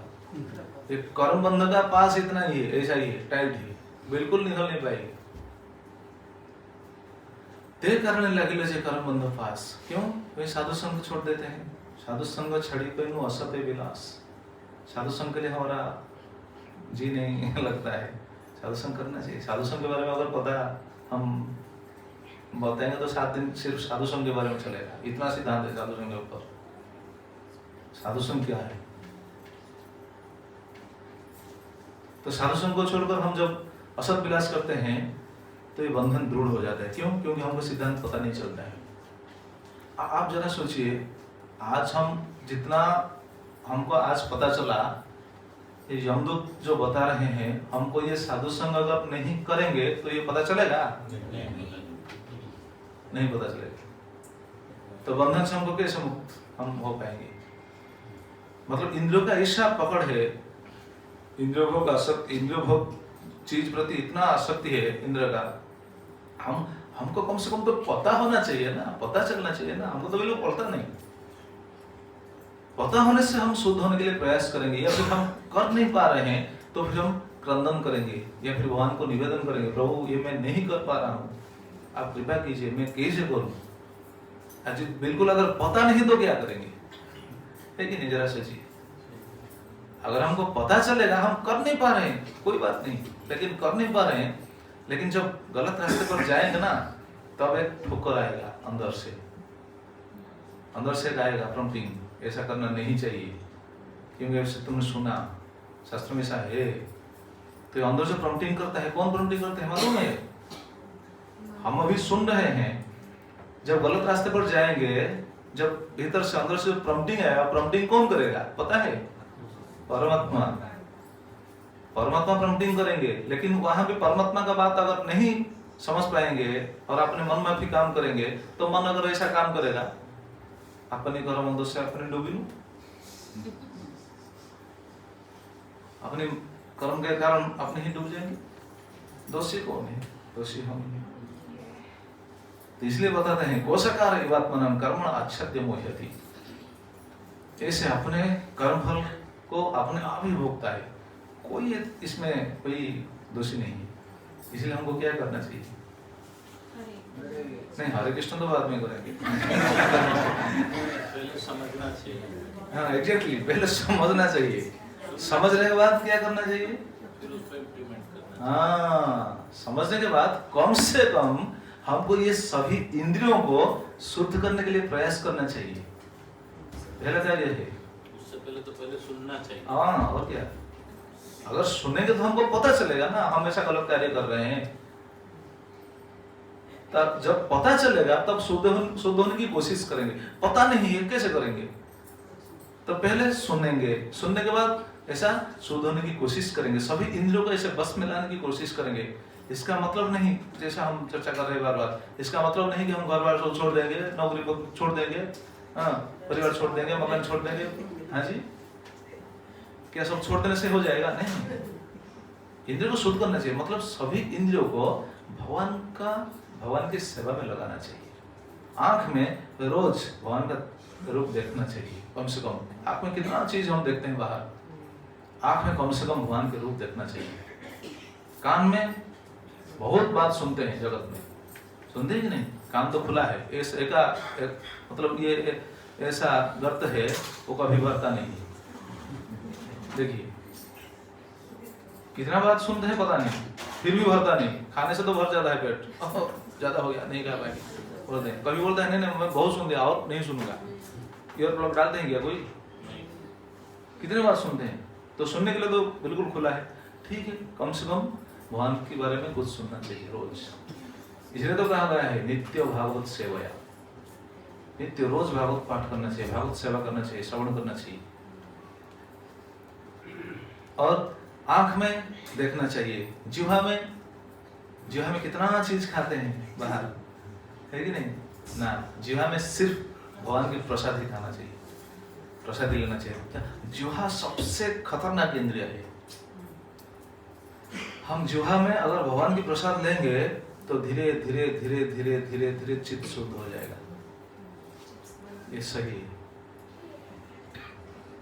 जिह्वा में अगर भगवान की प्रसाद रोज लेंगे ना ऐसा ठान लेंगे नहीं दूसरा चीज कुछ नहीं खाएंगे, बस भगवान के प्रसाद जो भगवान को दिया गया है बस वही खाएंगे, ठीक है। जो भी आप बनाइए भगवान को दीजिए पहले। ये सुनने के बाद भी मन में बहुत सारे प्रश्न आता होगा शायद, ठीक है। जिसका जो प्रश्न है मुझे पूछ सकते हैं, कोई बात नहीं। लेकिन अगर हम ऐसा ठान लेंगे तो भगवान हमारे लिए कुछ ना कुछ व्यवस्था करेंगे, ये विश्वास होना चाहिए। ये सही बात है, सही बात है। भगवान है ना, भगवान देखते हैं सब, भगवान हमारे लिए कुछ ना कुछ व्यवस्था करेंगे। सब कुछ भगवान की इच्छा से हो रहा है कि भगवान हमको सही रास्ते में नहीं लेंगे, हम अगर ठान लेंगे तो हमको ये इंद्रियों को शुद्ध करना चाहिए। और शुद्ध होगा कैसे? पहले क्या करना चाहिए? नाम करना चाहिए। नाम करते करते करते करते करते करते धीरे धीरे धीरे धीरे हमारा चित्त ये सबको पकड़ पाएगा। बाद में धीरे धीरे धीरे हम शुद्ध होंगे। बाद में सभी इंद्रिय शुद्ध होने की प्रयास मतलब प्रयास नहीं, क्या बोलते हैं, प्रक्रिया, ये प्रक्रिया शुरू हो जाएगा। हो जाएगा कि नहीं? हो जाएगा। आप फैन को स्विच ऑन करेंगे, ऑन करने से क्या होगा? स्टार्ट होगा कि नहीं? स्टार्ट होते हुए को क्या फुल स्पीड में चलेगा क्या? नहीं, धीरे धीरे तो चलेगा ना, लेकिन एक ऐसा समय आएगा बिल्कुल फुल स्पीड में चलेगा। ठीक उसी तरह हम अगर नाम करते हैं, रोज नाम करते हैं, क्यों बार बार नाम करना हमको ये शास्त्रों में क्यों दिया गया है? इसलिए तो दिया गया है। बार बार नाम करने से हमारा चित्त शुद्ध होगा, बार बार प्रसाद खाने से हमारा चित्त शुद्ध होगा। चित्त शुद्ध होगा तो हमको ये सब सिद्धांत हमारा समझ में आएगा, कम से कम हम पकड़ पाएंगे, नहीं तो पकड़ नहीं पाएंगे। ये सही बात है। नहीं तो क्या होगा? बंधन में हमको रहेंगे। ये बंधन में हम है, अनादिकाल से है, अनादिकाल तक रहेंगे। तो जीव कैसे बंधन में रहता है, यमदूत गण ये बात बताते हैं। अगर विष्णुदूत ऐसे पूछेंगे, ठीक है, अगर कर्म करता है तो जीव ऐसा कर्म फल भोगना पड़ता है ना। अगर कोई जीव कर्म नहीं करेगा तो उनको तो भोगना नहीं पड़ेगा, है कि नहीं? हम कर्म करते हैं इसलिए बंधन में रहते हैं। अगर कोई सोचेगा कि मैं कुछ भी कर्म नहीं करूंगा तब तो बंधन नहीं है ना। मतलब विष्णुदूत कितना चालाक से प्रश्न पूछ रहे हैं, देखिए यमदूत को। यमदूत बताएंगे, यमदूत को कितना ज्ञान है कि ये सोचने वाली बात है। आप देख सकते हैं ये श्लोक 6153। हाँ जी, हाँ, ये 6153 भागवत में जो श्लोक है, भगवत गीता में जो श्लोक भगवान बताए थे वही श्लोक को यमदूत बता रहे हैं। न हि कश्चित् क्षणमपि यातोतिष्ठत्य कर्मकृत् कार्यते हि अवसः कर्म गुणे स्वाभाविक बलात्। मतलब सेम श्लोक है, वहां कुछ शब्द इधर उधर है, यहाँ कुछ शब्द इधर उधर है, लेकिन अर्थ सही, अर्थ एक ही है। गीता में क्या बताया गया है? न हि कश्चित् क्षणमपि यातोतिष्ठत्य कर्मकृत् कार्यते अवसः कर्म सर्व प्रकृति जैर गुणे। मतलब प्रकृति के 3 गुण के अंदर जो है वो कर्म ना करते हुए नहीं रह पाएंगे, कर्म करेंगे ही करेंगे। कोई ऐसा नहीं सोच सकता है कि मैं कर्म नहीं करूंगा। वही बात को यमदूतगण इधर बताते हैं, न हि कश्चित् क्षणमपि यातोतिष्ठत्य कर्मकृत्। एक क्षण भी कर्म न करते हुए वो नहीं रह पाएगा। क्यों? क्योंकि ये बताते हैं कार्यते अवश्य कर्म गुणे स्वाभाविक ही बलात्। उसका अर्थ भी यही, गुण हमको फोर्स करके कर्म में वो क्या बोलेगा, प्रवृत्त कराएगा। कर्म में वो प्रेरित करके हमको बोलेगा नहीं कर्म करो। अगर कोई बोला नहीं मैं बिल्कुल कुछ कर्म नहीं करूंगा, सिर्फ बैठ कर रहूंगा। अगर कोई सोचेगा मैं बिल्कुल कुछ भी कर्म नहीं करूंगा, सिर्फ बैठ कर रहूंगा, बैठ कर रहने से वो कर्म करेगा। ऐसा खाएगा कि नहीं? खाना भी एक कर्म है कि नहीं? खाने से अगर गलत चीज खा दिया, गया बंधन में आ गया। अगर कोई बोलेगा नहीं मैं कुछ कम खाऊंगा नहीं, कुछ नहीं, बस तपस्या करूंगा, करो। कितने दिन तपस्या करोगे? तपस्या करते हुए अगर मच्छर आकर काटेगा तो क्या करेंगे? आप तपस्या कर रहे हैं, एक मच्छर आकर काटेगा तो क्या करेंगे? बोलेंगे ठीक है काटने दो, बोलेंगे हाँ चला जाएगा मानने के लिए। एक कर्म हो गया, तो जो हम थापड़ लगाया एक कर्म हो गया ना। तो देखिए प्रकृति के 3 गुण के अंदर हम ऐसे हैं, कर्म न कर कर हम नहीं रह पाएंगे। भगवान भी बात बताए हैं, यमदूत भी बता रहे हैं। और कर्म करने के बाद क्या होता है, देखिए क्या बताते हैं। ये कर्म ही हमको क्या करता है, बंधन में डाल देता है। लब्ध्वा निमित्तम अव्यक्तम व्यक्तम अव्यक्तम भवति उत यथा योनि यथा बीजं स्वभावेन बलियसा। इस कर्म के कारण, लब्ध्वा निमित्तम, इस कर्म के कारण हमको फिर एक स्थूल शरीर मिल जाएगा।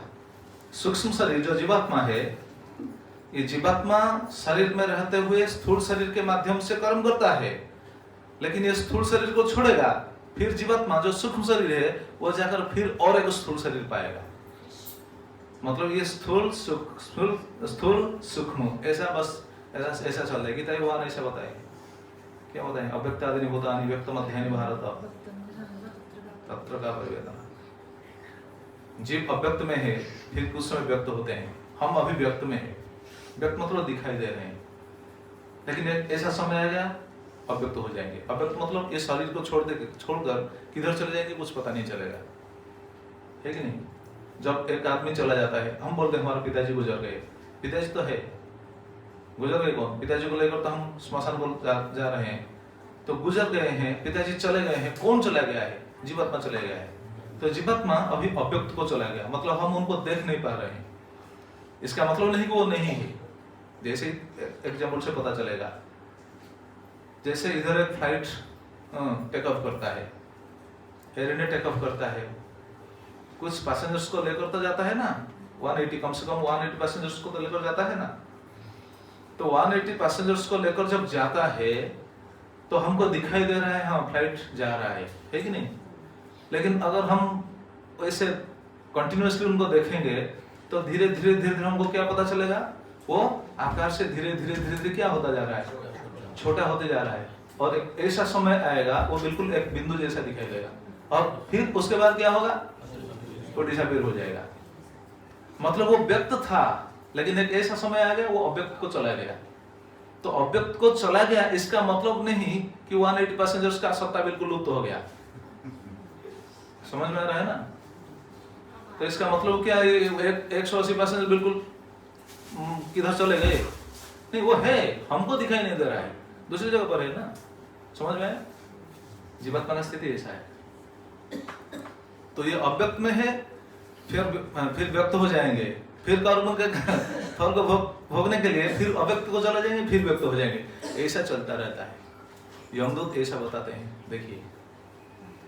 और कैसा शरीर मिलता है, जथा जोनि जथा बीजम स्वभावेन बलियसा। जथा जोनि जथा बीजम, इसका अर्थ दो अर्थ है। कभी कभी वो पुरुष शरीर मिलता है, कभी कभी स्त्री शरीर मिलता है। कभी कभी माँ के गुण को लेकर आते हैं, कभी कभी पिताजी के गुण को लेकर आते हैं। जथा जोनि जथा बीजम, कभी माता के गुण को लेकर आते हैं, कभी पिताजी के गुण को लेकर आते हैं। स्वभावेन बलियसा, अपने स्वभाव के कारण ये से चलता रहता है। तो ये अनादिकाल से चलता रहता है। तो देखिए विष्णुदूतों को यमदूतगण ऐसे बता रहे हैं, जीवात्मा ऐसे बंधन में है, अनादिकाल से है। अभी विष्णुदूत पूछेंगे तो जीवात्मा का ये बंधन से मुक्ति पाने के लिए कोई रास्ता है या नहीं, या फिर बंधन में ऐसे ही रहेंगे, मुक्त होने के लिए कोई रास्ता हो सकता है या नहीं, है कि नहीं। अभी यमदूत बताएंगे नहीं नहीं नहीं, ऐसा बंधन में तो वो रहता है, लेकिन वो बंधन में से उनको मुक्ति मिलेगा, मिल पाएगा, वो मुक्त हो पाएगा। कैसे, नेक्स्ट श्लोक में बताते हैं। ऐसा प्रकृति संगेन पुरुषस्य विपर्जय आसीत् सायव न चिरात् ईश संगात् विलीयते।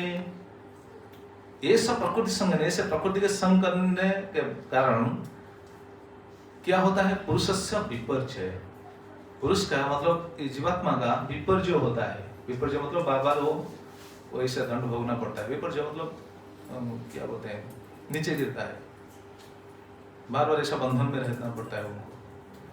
लेकिन आसित स्वयं न चिरा, लेकिन दीर्घ काल के लिए, चिर समय के लिए, चिर काल के लिए मतलब निरंतर, मतलब चिर या दीर्घ समय तक। आशीष स्वयं न चिरात, दीर्घ काल तक ऐसा बंधन में उनको रहना नहीं पड़ेगा अगर वो एक कार्य करेगा। क्या, ईश संगात विलीयते, देखिए बताते हैं यमदूत गण। ईश संगात विलियते, ईश संगात विलियते का मतलब क्या है? आचार्य लोग बताते हैं अपने टीका में, भगवत भक्त्यादि संगात परमेश्वर भजनात्। जब भगवान के भक्तों के संग करेंगे और भक्तों के संग करने के बाद जब परमेश्वर के भजन करेंगे, भगवान के भजन करेंगे, भजन का मतलब क्या है? भगवान का नाम करेंगे। भजन मतलब दूसरा भजन नहीं, भजन का मतलब है हरि नाम, भगवान का नाम करेंगे। हरे कृष्णा कृष्णा कृष्णा हरे हरे, हरे राम राम राम हरे हरे। अगर भगवान के भजन करेंगे तो उनका बंधन नहीं रहेगा, वो बंधन से छूट जाएंगे। तो अभी यमदूतगण इतना बात बताते बताते बताते बताते आकर एक ऐसे सिद्धांत पर पहुंच गए जो सिद्धांत को विष्णुदूतगण जानना चाहते थे। वही बात उनके मुंह से आए, इसलिए इतना सारा चीज पूछ रहे थे, इतना सारा बात पूछ रहे थे। और पूछने का कारण दूसरा भी, हमको भी ज्ञान मिलेगा इसलिए पूछ रहे थे। अभी विष्णुदूतों को क्या बताए यमदूतगण? जीवात्मा का बंधन ऐसे दीर्घकाल तक नहीं रहेगा। जब वो भगवान के भजन करेगा, भगवान का भजन, भगवान का नाम करेगा, तो उनका बंधन शिथिल हो जाएगा, मतलब वो ये बंधन से मुक्त हो जाएगा। जब ये बात बोल दिए, यमदूत को विष्णुदूत अभी पूछेंगे, अगर भगवान का नाम करने से बंधन से छुटकारा मिल सकता है तो ये तो अभिनाम क्या है? कौन? अजय नाम क्या है कि नहीं? तो ये तो अभिनाम क्या है? क्यों बांध कर रखे हो? खोलो। अभी आएगा कहानी में ट्विस्ट, अभी टर्निंग पॉइंट आगे आया, सब आएगा। वो पूछेंगे ना, हमारा मन में ऐसा प्रश्न आ रहा है कि यमदूत छोड़ देंगे, वो भी पूछेंगे ना, लेकिन विष्णुदूत उनका उत्तर भी बताएंगे।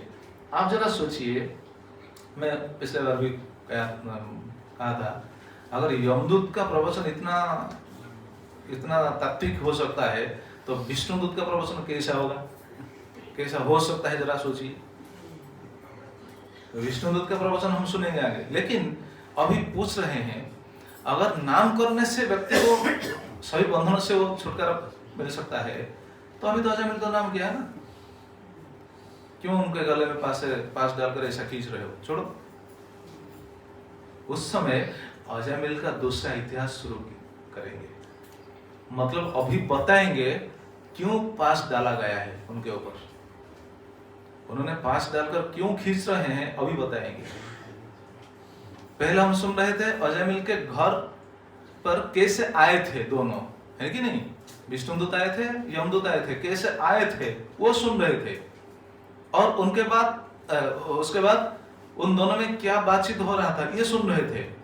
अभी इस प्रसंग से हमको ये पता चलेगा, मतलब ये यमदूत बताएंगे वो क्यों आए हैं और क्यों उनको पास डालकर खींच रहे हैं।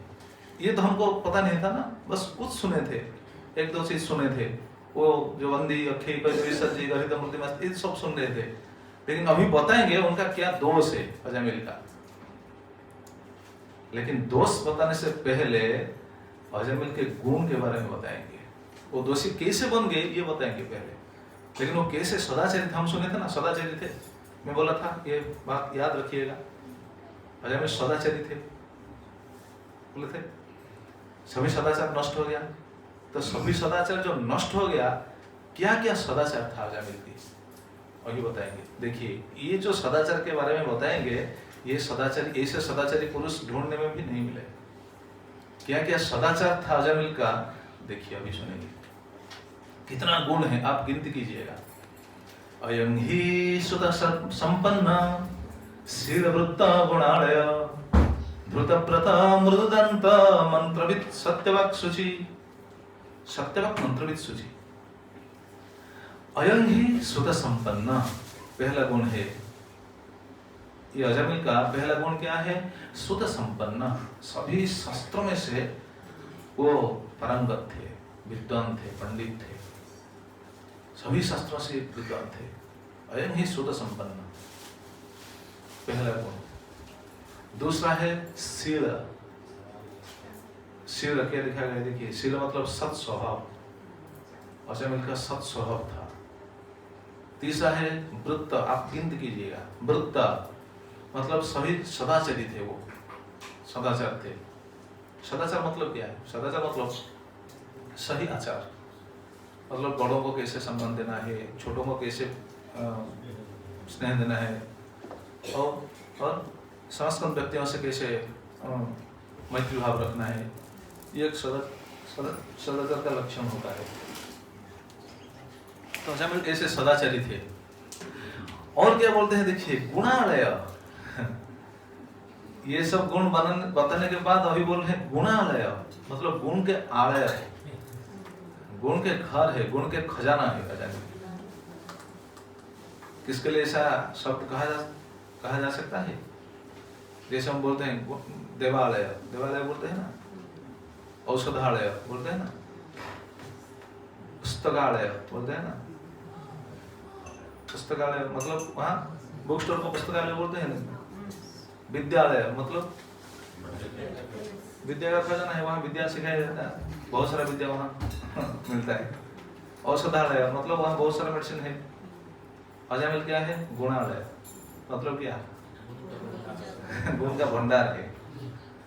कौन बोल रहे हैं? बोलने वाले यमदूत हैं, विष्णुदूत नहीं, यमदूत बोल रहे हैं। गुणालय, इस जगत का स्वरूप क्या है? दुखालय। हम ढूंढ रहे हैं सुख कहाँ मिलेगा, मिलेगा नहीं, ये दुखालय है, बस दुख ही मिलेगा। तो ये गुणालय। और क्या बताते हैं? धृतव्रत, मृदुदंत, सत्यवाक, मंत्रविद शुचि। धृतव्रत, अजामिल कैसे थे? धृतव्रत। धृतव्रत मतलब वीर राघवाचार्य जी उनके टीका में ये बताते हैं, स्त्री संग रहितात्मक ब्रह्मचर्य रूप व्रतम इति धृतव्रत। मतलब अजामिल गृहस्थ थे, गृहस्थ होते हुए भी स्त्री के साथ, अपनी स्त्री के साथ, अपनी पत्नी के साथ उनका संबंध कैसा था? ब्रह्मचर्य जैसा। धृतव्रत मतलब बिल्कुल संयमी थे, इसलिए इनका एक गुण है धृतव्रत। मतलब कितना वो संयमी थे, जरा सोचिए। लेकिन आज क्या हो गया? आज क्या हो गया? वैश्य से 10 पुत्र उत्पन्न किए, लेकिन वो देखिए जब घर में थे पत्नी पास रहते हुए भी वो ब्रह्मचर्य जैसा जीवन बिताते थे। धृतव्रत। और मृदुदंत, मृदु मतलब कोमल चित्त, उनका चित्त बहुत कोमल था। दंत, दंत नहीं, दंत मतलब जितेंद्रिय, इंद्रियों को सब जीत चुके थे। मृदु दंत, सभी इंद्रियों को, मन इंद्रिय सबको जीत चुके थे। और क्या गुण था? सत्यवाक, सभी समय क्या कहते थे? सत्यवाक, सत्यवाक, सभी समय सत्यवाक बोलते थे। और बाद में क्या गुण बताया गया है? मंत्रवाक, मंत्रविद, मंत्रविद, मंत्रज्ञ थे, सभी मंत्रों के बारे में उनको पता था। क्यों? क्योंकि ब्राह्मण थे, वेदों के बारे में पता था, कर्मकांड मंत्र सब पता था उनको। मंत्रविद। और लास्ट में क्या बताया गया है? शुचि, शुचि थे, पवित्र थे अजामिल। मतलब उनका जीवन कितना पवित्र हो सकता है, जरा बहुत सोचिए। क्योंकि यमदूत बोल रहे हैं उनका जीवन कैसा शुचि था, पवित्र था।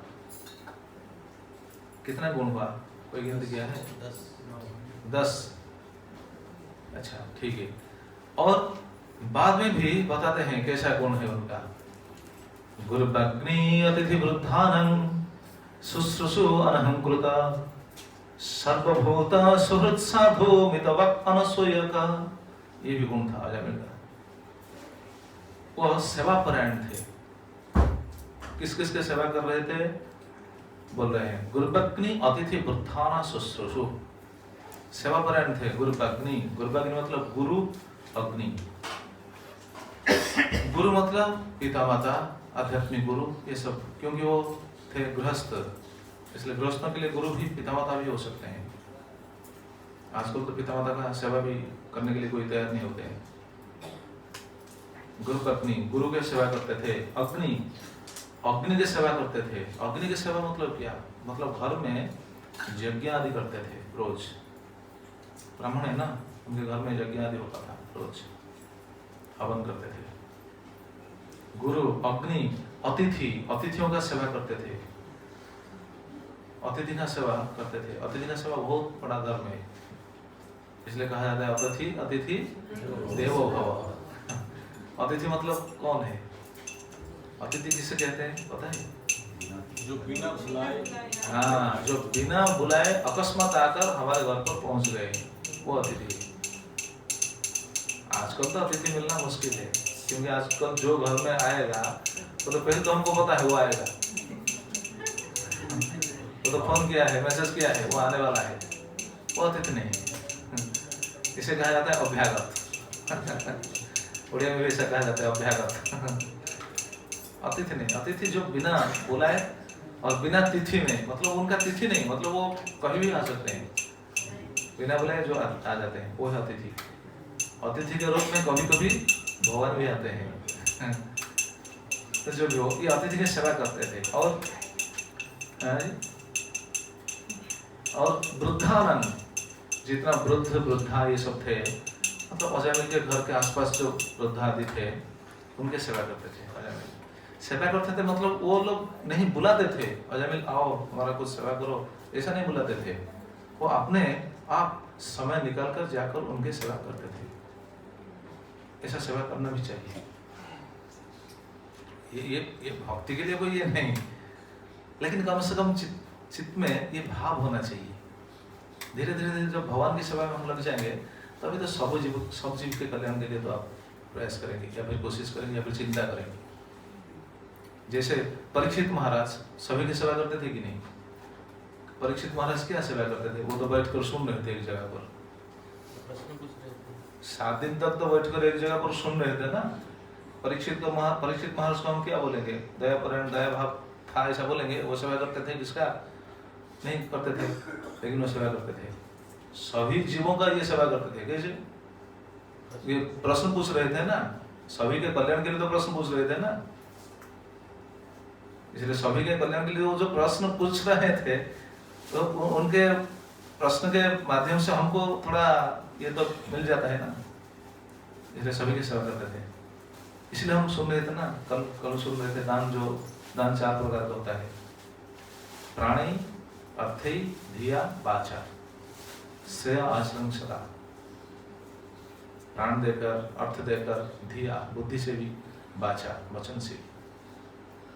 नहीं तो हम किसी का कर्मफल तो नहीं बदल पाएंगे ना। सुने है ना, जीव ऐसा कर्मफल में कैसा बंधन में है, अपने आप बंधन में है।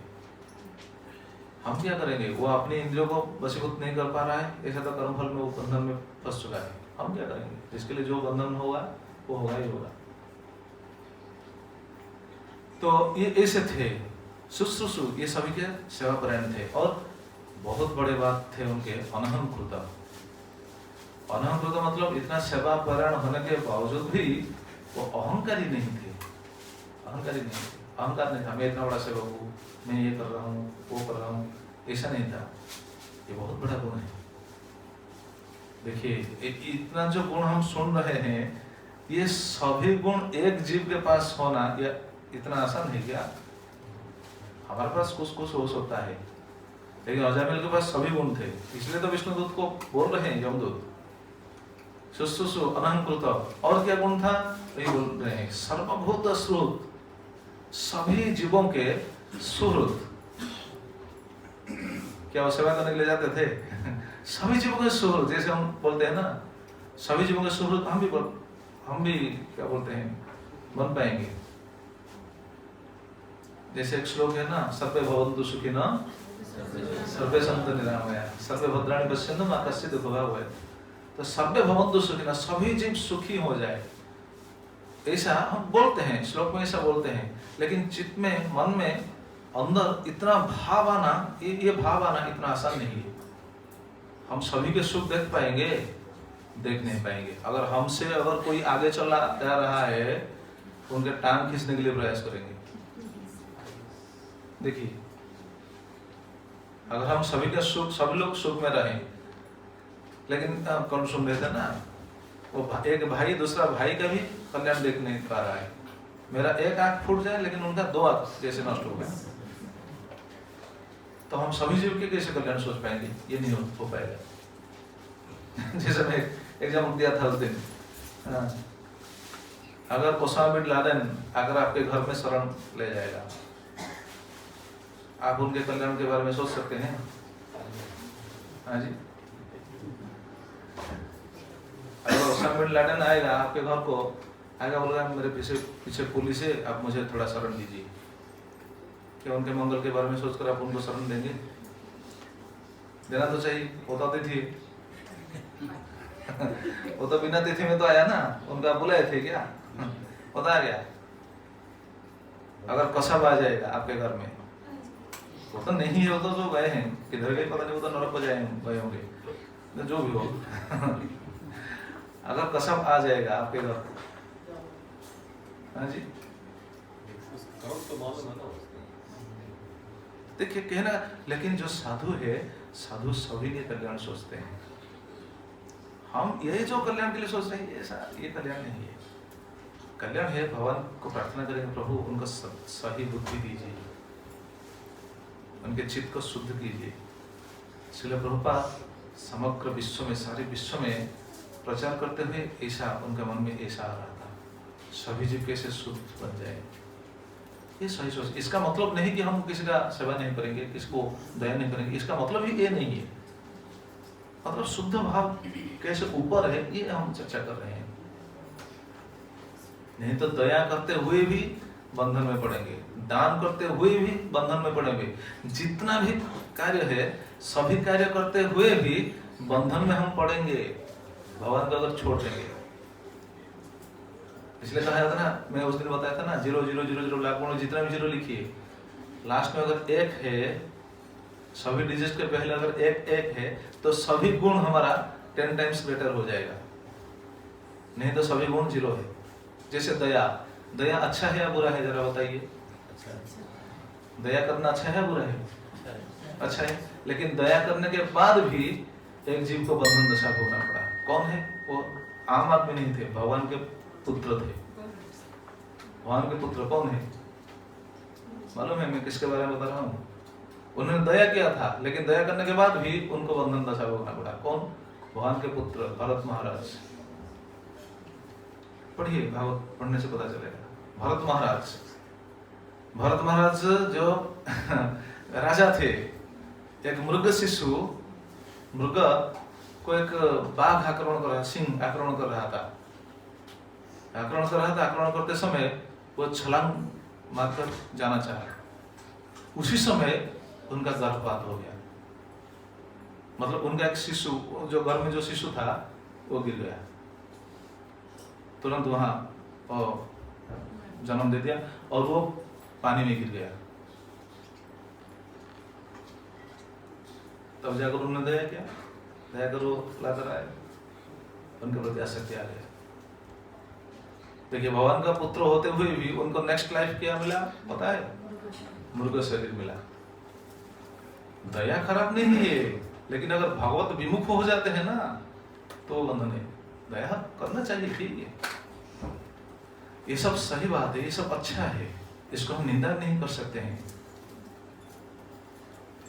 देखिए, अजामिल का इतना गुण था, हमारा क्या गुण है? अजामिल भी चाहते हैं ना, लेकिन सोचेंगे, अभी सुनेंगे क्या होगा अजामिल का। इतना गुण होते हुए भी आज देखिए पास डाला गया है उनके गले के ऊपर, इतना गुण होते हुए। अच्छा, सर्वभूत सुहृद, सभी जीवों के वो सुहृद, मतलब मंगलाकांक्षी बंधु, सुहृद जो मंगल चिंता करते हैं, सभी जीवों के मंगल चिंता करते थे वो, फिर भी उनको नरक जाने के लिए वो अभी आ रहे हैं, जमदूत आकर बांधकर खींच रहे हैं। सर्वभूत सुहृद। और क्या थे अजामिल? साधु। साधु मतलब क्या? साधु मतलब ये सफरन ड्रेस पहनने के लिए नहीं, इसलिए नहीं कहते हैं। साधु मतलब, साधु का अर्थ है निष्कलंक चरित्र। अजामिल का चरित्र था निष्कलंक, कोई कलंक नहीं था, साधु। और क्या बोलते हैं? मितवाक। मितवाक मतलब वो, मितवाक मतलब क्या पता है? मितवाक मतलब जितना बात बोलते थे, मतलब जितना क्या बोलते हैं, आवश्यक है, जितना आवश्यक उतना बात बोलते थे, मितवाक। ज्यादा बात बोलना नहीं चाहिए, जितना आवश्यक है उतना बोलना चाहिए। इसका मतलब हम अपना मुंह बंद करते नहीं, ऐसा नहीं, लेकिन ज़्यादा नहीं बोलना चाहिए, जितना आवश्यक उतना बोलना चाहिए। और लास्ट बताते हैं अनसूया का। अनसूया का मतलब असूया नहीं था उनका, असूया भाव, असूया भाव नहीं था। असूया भाव मतलब क्या मालूम है? असूया भाव मतलब पराशर मुनि बोलते हैं, मतलब गुण में से दोष निकालना, यह असूया भाव। गुण में हाँ वो इतना गुणी है, ये गुण है, ये गुण है, इतना गुण होते हुए क्या होगा? वो तो एक छोटा सा बदगुण है उनके, क्या है? क्रोधी, बहुत क्रोध करते हैं। देखिए हम इतना गुण गिनती कर लें, लेकिन वो दोष भी हम, उनका छिद्र भी ढूंढते हैं, तो ये है असूया भाव। ऐसा नहीं करना चाहिए। जिसके पास जो गुण है भगवान उनको दिए हैं, वो पूर्व सुकृति के कारण उनके पास ये गुण है, हम कैसे कॉम्प्रोमाइज करेंगे? एक ये गुण का अधिकारी है, तो ऐसा नहीं करना चाहिए। तो अभी देखिए, अब इतना गुण के अधिकारी होते हुए भी अजामिल के पास यमदूत आ गए थे, पास डालकर अभी खींच रहे हैं। अभी विष्णुदूतों के साथ ऐसा बातचीत हो रहा है। अभी विष्णुदूत बोलेंगे, अच्छा अगर तुमने इतना गुण के बारे में बता दिया, तो फिर क्यों ऐसा पास में डाल रहे हो, डालकर ऐसा क्यों खींच रहे हो? कथा यहाँ विराम देते हैं। अभी पूछ रहे हैं विष्णुदूत, अगर तुमने इतना गुण के बारे में बताया, कितना गुण हुआ? 16। अगर इतना गुण के बारे में बता दिया, तो फिर अभी क्यों खींच रहे हो पास लगाकर गले में? तो अभी बताएंगे विष्णुदूत को यमदूत क्यों खींच रहे हैं। मतलब इतना हमको पता चलेगा, कल हम ये सुनेंगे, जितना गुण भी हो, लेकिन ये सभी गुण होते हुए भी एक ऐसा समय आ जाता है, एक ऐसा स्थिति आ जाता है कभी कभी, तो हमको बंधन भोगना ही पड़ता है। बंधन में ही हम रहेंगे, जितना भी हमारा पास बहुत शुद्ध गुण हो सकता है, सभी गुण होते हुए भी हमको बंधन में रहना पड़ता है। क्यों बंधन में पड़ता है, हमको रहना पड़ता है? क्योंकि हमारा इंद्रिय इतना बलवान है। इसके बारे में आपको बताएंगे, और बताएंगे जब व्यक्ति जितना भी गुण हो, अगर इंद्रिय के वश में जाकर ऐसा भगवान के नियम को नहीं मानता है ना, वो जरूर गलत कार्य करेगा ही करेगा, वो जरूर नीचे गिर जाएगा, जरूर। इसलिए सब कुछ हम पकड़ करके चल रहे हैं, भगवान को भी पकड़ करके चलना चाहिए, नहीं तो गया, सब गया। कुछ काम का नहीं। हमारा जितना भी हो सकता है, हमारे पास जो भी हो सकता है, ये धन दौलत पावर पोस्ट पोजीशन अभिजात्य, ये कुछ नहीं काम करेगा, कुछ नहीं काम करेगा। बस एक ही काम करेगा, क्या? भगवान का नाम। हरे कृष्णा कृष्णा कृष्णा हरे हरे, हरे राम राम राम हरे हरे। कैसे नाम करता है? कल और परसों जो बाकी 2 दिन रहा, हम सुनेंगे कैसे भगवान का नाम कैसा शक्तिशाली है। मतलब हमको क्या करना चाहिए, बस इतना मैं कहकर कथा को विराम दूंगा। हमको बस ये कार्य करना चाहिए। हम संसार में बहुत कुछ कर दिए हैं, पहले बहुत हमारा भूल हो गया, हमको पता नहीं था, लेकिन अब से हमको कम से कम नाम रोज करना चाहिए। रोज अगर नाम करते हैं तो धीरे धीरे धीरे धीरे धीरे धीरे भगवान की कृपा से हमारा चित्त शुद्ध होगा। स्लो प्रोसेस है, धीरे धीरे धीरे चित्त शुद्ध होगा। ऐसा नहीं कि हम नाम कर दिए, बस एक बार नाम कर दिया बस मैं शुद्ध हो गया, नरक को नहीं जाऊंगा, ये भी ठीक है, लेकिन बार बार क्यों नाम करते हैं, इसका बहुत कारण है, और आगे भी सुनेंगे, बहुत कारण है। तो आपसे सभी भक्तों से निवेदन है कि सभी भक्त कम से कम एक कार्य अवश्य कीजिएगा, रोज नाम लीजिएगा, रोज भगवान का नाम चैंटिंग कीजिएगा। चैंटिंग करने से भगवान कृपा करेंगे। देखिए ये सही बात है, ये मैं अपने अनुभव से भी कह रहा हूँ। आप आज अगर इतने बात हमको जानने के मौका मिल रहा है, जानने का मौका मिल रहा है, तो ये किसका फल, मतलब किसके कारण ये मिल रहा है, जरा बताइए। हाँ? किसके कारण हमको ये मिलने के लिए, ये जानने के लिए मिल रहा है? नहीं, परीक्षित को छोड़ दीजिए, हम इधर जितने हैं। हाँ जी, शिल प्रभुपाद वो तो कारण है, ठीक है। हमको आज अगर इतना बात सुनने के लिए मिल रहा है, तो इसका कारण क्या मालूम है? इसका सही कारण वो तो शिल प्रभुपाद भी है, परीक्षित महाराज भी है, सुखदेव गोस्वामी है, व्यासदेव है, भगवान, ये तो है, ठीक है। लेकिन एक मुख्य कारण है, मुख्य चीज है, क्या है? हमारे श्रद्धा, हमारा श्रद्धा है, हमारा भगवान के प्रति इतना लगाव है, इसीलिए भगवान चाहते हैं कि हमको कैसे और शुद्ध बनाए। हमारा कुछ लगाव है, इसलिए भगवान का ये विधान है, ये भगवान का कृपा है, ये सही बात है। मैंने एक गांव गया था, आप सुनेंगे तो हैरान हो जाएंगे। वो गांव में कथा तो विराम करना, बस याद आ गया, बोल रहा हूँ। उस गांव में कितना साल से, 29 या 30 साल से उनके गांव में नाम कीर्तन चल रहा था। वो अष्टप्रहरी नाम कीर्तन होता है ना, उड़ीसा को छोड़कर बाहर जो होता है पता नहीं क्या होता है कैसे, तो अष्टप्रहरी नाम कीर्तन होता है। उनके गांव में 30 साल से लगातार नाम कीर्तन हो रहा था। वो गांव में बहुत सारा लोग है, वो गांव को मतलब वो नाम करते थे, लेकिन नाम के बारे में उनको पता नहीं था, नाम के महिमा के बारे में उनको पता नहीं था।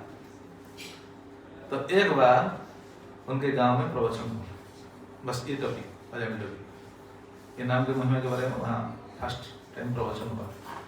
जब वहाँ प्रवचन हुआ, आप सुनेंगे तो हैरान हो जाए, वो गांव बिल्कुल परिवर्तन हो गया गांव बिल्कुल बदल गया। गांव में से बहुत डिवोटी निकले डायरेक्ट, अभी बहुत डिवोटी दीक्षा ले चुके हैं वहाँ। वो हमारा श्रीमद भक्ति चारू स्वामी महाराज से सब दीक्षा लिए। भक्ति चारू महाराज को पता होगा, भक्ति चारू महाराज से बहुत भक्त उस गांव से, वो सब बोल रहे हैं, जब वो बात बार बार प्रवचन हुआ, वो सब बोल रहे हैं, वो मुझे सोचते हैं कि मैं उनका गुरु हूँ, मैं जाकर उनको सही रास्ता दिखा दिया। मैं बोला नहीं नहीं नहीं, ये मेरा कोई कार्य नहीं है, ये सब आपकी श्रद्धा है। क्योंकि आप जो 30 साल से नाम कीर्तन करते आ रहे हैं ना, तो भगवान सोच रहे हैं, भगवान सोच लिए, अरे ये लोग तो नाम करते हैं, उनको कैसे और शुद्ध बनाया जाए। इसलिए ये चीज आपको सुनाने के लिए भगवान की व्यवस्था है। समझ में आया किसके बारे में कह रहा हूँ? मतलब आपका जो भगवान के प्रति जो लगाव है, आप भगवान की पूजा करते हैं, भगवान के प्रति एक लगाव है, भगवान को प्यार करते हैं, भगवान को अपना मानते हैं, तो हम कैसे शुद्ध हो जाएं, हमको कैसे आगे बढ़ना है भक्ति में, इसलिए भगवान का व्यवस्था है। इसलिए प्रसंग हमको ये सुनाई दे रहे हैं, ये भगवान की कृपा से। तो हमको क्या करना चाहिए?